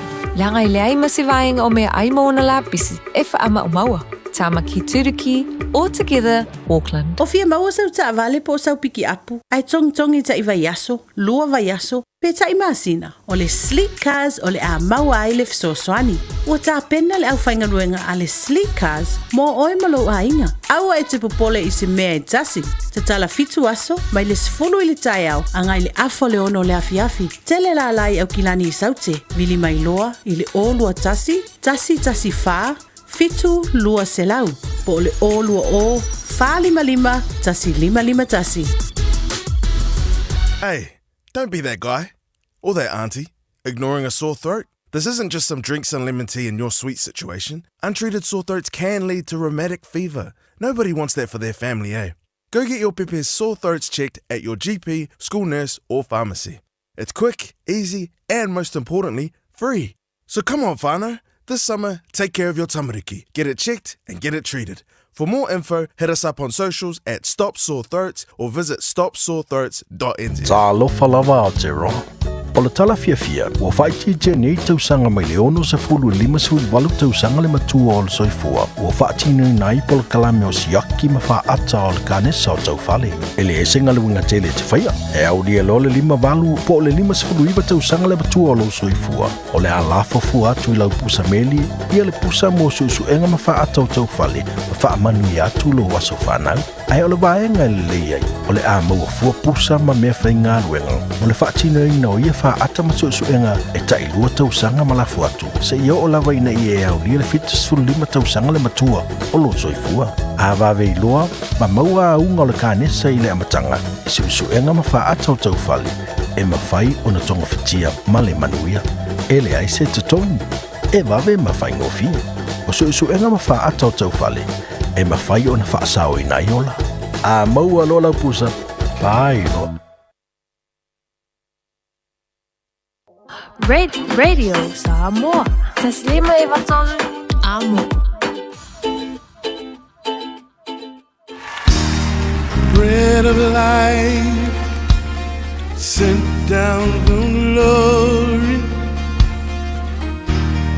Many things you were on earth, a holy king, a carpenter, but you are the living word. Say it now. Come on.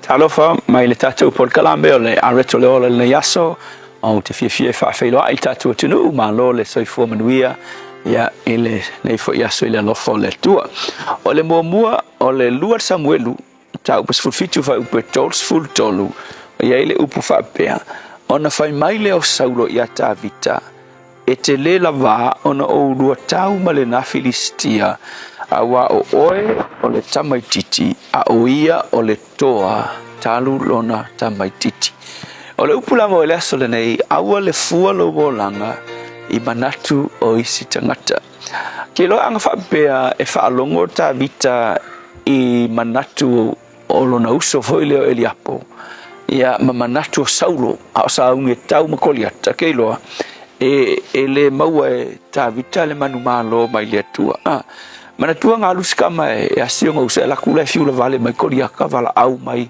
sau se sima ke kau pala ai umai sala el sau ngiro sta mala alu e kau ai kale lilo ele apa mai sole se kwa e ku kala gigi ke ya ka mo sa wengi ele ale vai ka mai mambo nga ke vai ke ma fai nga e fai ngame ya ko la ku ya saulo e mai saulo ai ta vita ele ma fai nga e kau marka kala e ke la kiki o le kamalanga koa mai o le kikia ke lola ana fa pe fa longo ai tavita ile upuma ala wori ia ma faikionga se mangu ele experiencing a ma taste tavita ia le langona o le manumalo ma le ngai yoyo le tua ilona olanga ele isuia ia lona manatu ale menga ia faia sa ia talitonuina ia lava mana iloa le finangalo o le tua ia te ia o le songa foi la mo o la sole nei ke loa aua le fuaina ia lo wolanga I manatu o isi tangata wa ilo kanga fo e fa longo pe la se kala la urida ia ke wa la se mangakua me foi le a yo e tangata I se meke faia ia mo e faia a elo ele man e malilia kanga ka me ke faia ia o ele faia o me uma ke ka mo fai e fu ele me e manatu ia tangata ia ke ma fo to il melna ke lo le la langi ia a fai fa penga e uma fonga e ke le mautonu ai fa ka inga pe o le tala fo ile masani le mo le kiki ma fa longo le tala ke le yo le onga me o le fai kionga ai ola e fu ai fai kionga kangaka e ke le ola le ia e il tala masani le tamalo malona tali I mainga o malanga e malaso fanua ia lo fai la fan faule la fanua ia o lo malanga o le sinu e ke wo kai kulas fongo e kau kulisi ainga ai mai tanga ta fai mai sole vai se kamalo ma se kali I fa vale se tulo ia vai fa so fongo ala le savari e le kiki ia fa rongo kamalo sole muy me le ulau le fa ngatsu ia fa mai ro kamalo kali sole ka fio soi ka kiki ia fa be kama ka fa ngatsu ia kiki foi lai o lo kiki lu ko las fongo tau ko foi le si foi ai ai me foi tanga la kiki lu fa mai foi lo tanga sole wa iska malo sa musonga kali ile alo lo fasol e va ile sofa mo ki lua ele a pe a ki ele se esa variles ya va me vero como no kali sorry ka fio so ilalo yo so yo ilalo sa varia so ki ma fa ki le fa ki o me kanga ya o foi la ka foi le si ai va me foi tanga ki foi ngal kamaro ye fa rongo ko sai mai foi istanga sorry o vai escamalo só o le lo fali que ngo ya ele que era um cari e foi me foi camalo no cari sabe e só eu que só o soi lá le fai que o me foi cama e o só cam que cam que essa vale tamalo e o foi le si ai vai me foi lengo que cam que essa vale camalo e foi me foi tangat ai se camalo o le lo o se cali o le ma fau e vai le sa vale cama que era cali e fa longo foi le bori ia fai mailo marcala kamano o ikalo marcamalo fai makelo capero marcaso vai ole la langi la e ke fiu fa vasenga lo langa pe e kango e tau fu lo langa ile mea e manatu ia istanga ke vai ai malama o lava ia te oe male mea wa vakuele tu e ke menga vaku ole mafu angata ue e ke loa ilo fa mo lo langa ni ole tua ele o kangaka e ke va ai le tua ke va ai langa upu ma e ola inga le upu le tua e ke lo le ia le mea tala fea ngai mo oe ai le o le fu lo langa I mea lai manatu ai stagata ia le aso le ngei fesiri I le tua ma va ai le upu le tua mo lana fasino manga mo lo lava o langa le tua siri o ngata ua lo maku iloa I mātou lava mai lo fina ngalo le mea e te fina ngalo ai ma tala fea ngai mo I mātou na ilo lo maku kau fesiri fua ma fua I mafau faunga o istangata so ani lo tulu ne yas amen.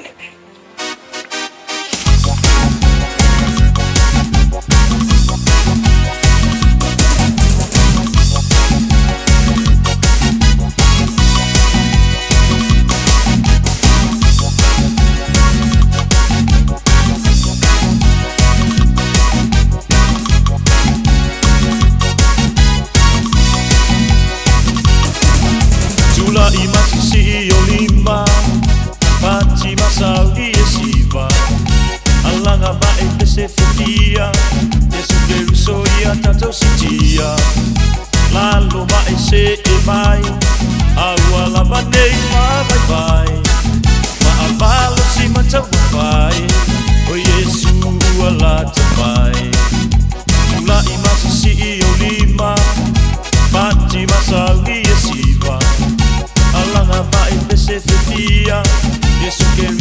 ia tatou sitia lalo ma e se e mai aua lava nei mawaiwai Paavalo si matau mawai O Yesu ua la te mai Paatau pati ma e uso ilunga Alanga o sana aleluia Tō oli oli fata sinei Matato vi ia lona lilei O Yesu lea ua manu malo Tō mua ia mua o Sanga i mai tui sota ai Yesu ua lata lata mai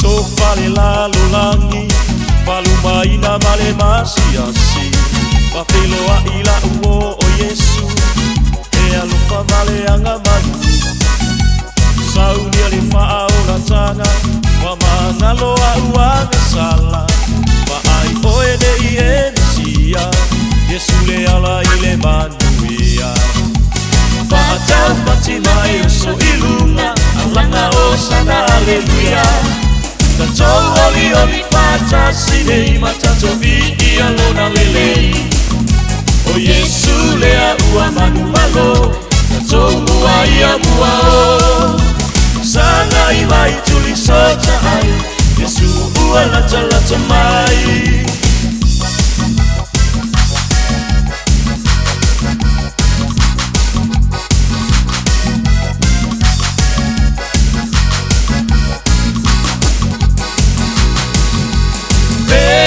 Pese mai Si i oli mama alanga lau whakotai Ya Yesu le tupu O ia ua mafuai I o e lalo lalo mai Ai sau si mai a mi I o le matai Ya Yesu le tupu O ia ua mafuai I o e pese mai Si i oli mama alanga lau whakotai Ya Yesu le tupu O ia ua mafuai I o e lalo lalo mai Ai sau si mai a mi I o le matai Ya Yesu le tupu O ia ua mafuai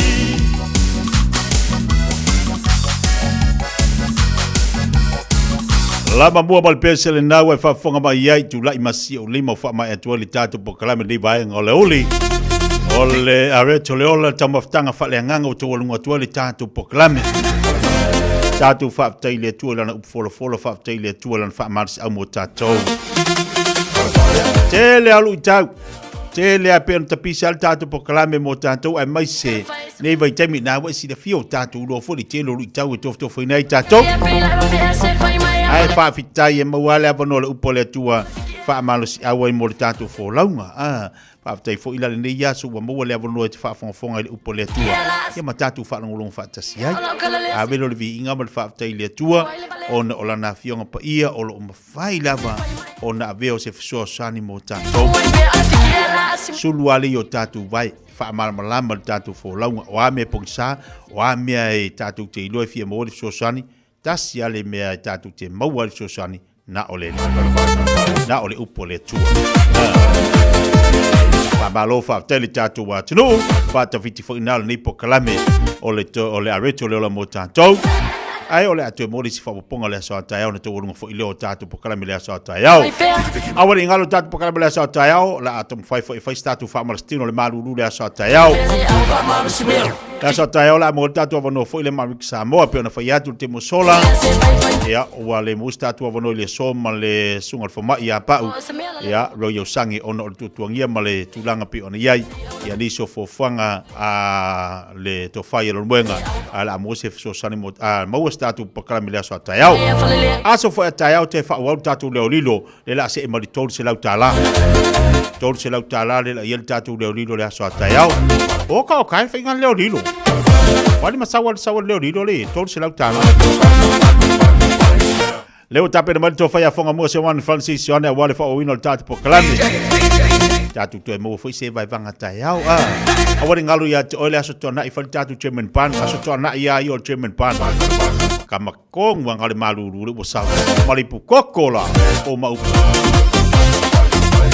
Ia mo wasau German pan aso tona i na i vala au mailo la ia le. Olo ia ine tātou oka olo fai le aso tona i mo German pan. Ia la sa, ia. Ai fia tau samit ping popo, vala au mai. Cinnamon roll, vala au mai. Ala aso tona i, na o le tātou German pan. Le ua sauka ko popo i le popo siti. Ai, maua German pan mo tātou le astanai. Awali piti mo le ainga me se nisio oka, fo fuanga fa le ainga, fa moenga, fo mori piti.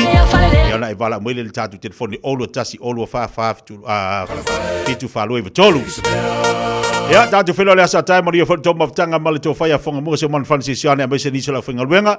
Tā pena mai e wha wau tātou tautua se pa istaimi o le awhia na nei. Mai a tau nei te tila tō auna soifo, mai manuia. Tala whalawa o le siu whonga le nei o Samoa, le Radio Samoa. Hey, where you two off to? We're going to go drop off Nanny Aroha's bell screening test. Have you done yours? No, this Nana is too young. What anymore, Nana? The agent's just come down. That's you and Papa too. The starting age for the National Bowel Screening Program is now 58. When you turn 58 or 59, you'll be sent a free bowel screening kit every 2 years until you turn 75. Please do it for us. It will come in the mail. O tau sa ili se sa mo lo ainga. Po tau sa ili sa masini tutua pe o le Hilux ma le Ford Ranger. O le au nanga ale kaseti e whaafai mo fie mea uma. E te alu ma lau ta avale. Ua e malie atu atoa. Talia le te tongi vai aso, lua vai aso, pe masina foi. Tu atoa lo whaatu atuanga i le kaseti. Te tala fitu aso, tu atu si fitu tasi, East Tamaki Road, Papatoetoe. Telefoni lua fitu fitu, ono fitu lima fitu. Lua fitu fitu, ono fitu lima fitu. Le Shine Dental. Whaapafunga mai I whaapitoa o le nei vai tau. E whaia fuole si aki o loa I le Shine Dental. E lima se lawi wa iwa li tau o le nifo whaapipi e tasi. One Tooth Acrylic Denture. I le Shine Dental. Susu mai I le tātou whale fau. E au tafa lava o le whale tuai. Lima fitu wha Great South Road man kau. Telefoni lua fitu fitu ono ono wha. Lua fitu fitu ono ono wha. O mana o mie oe po se isia lo a inga se fisoso ani tau whi malanga inga moni usila. Ima ta au poe peo le vaita mai no whanau po ngaluenga.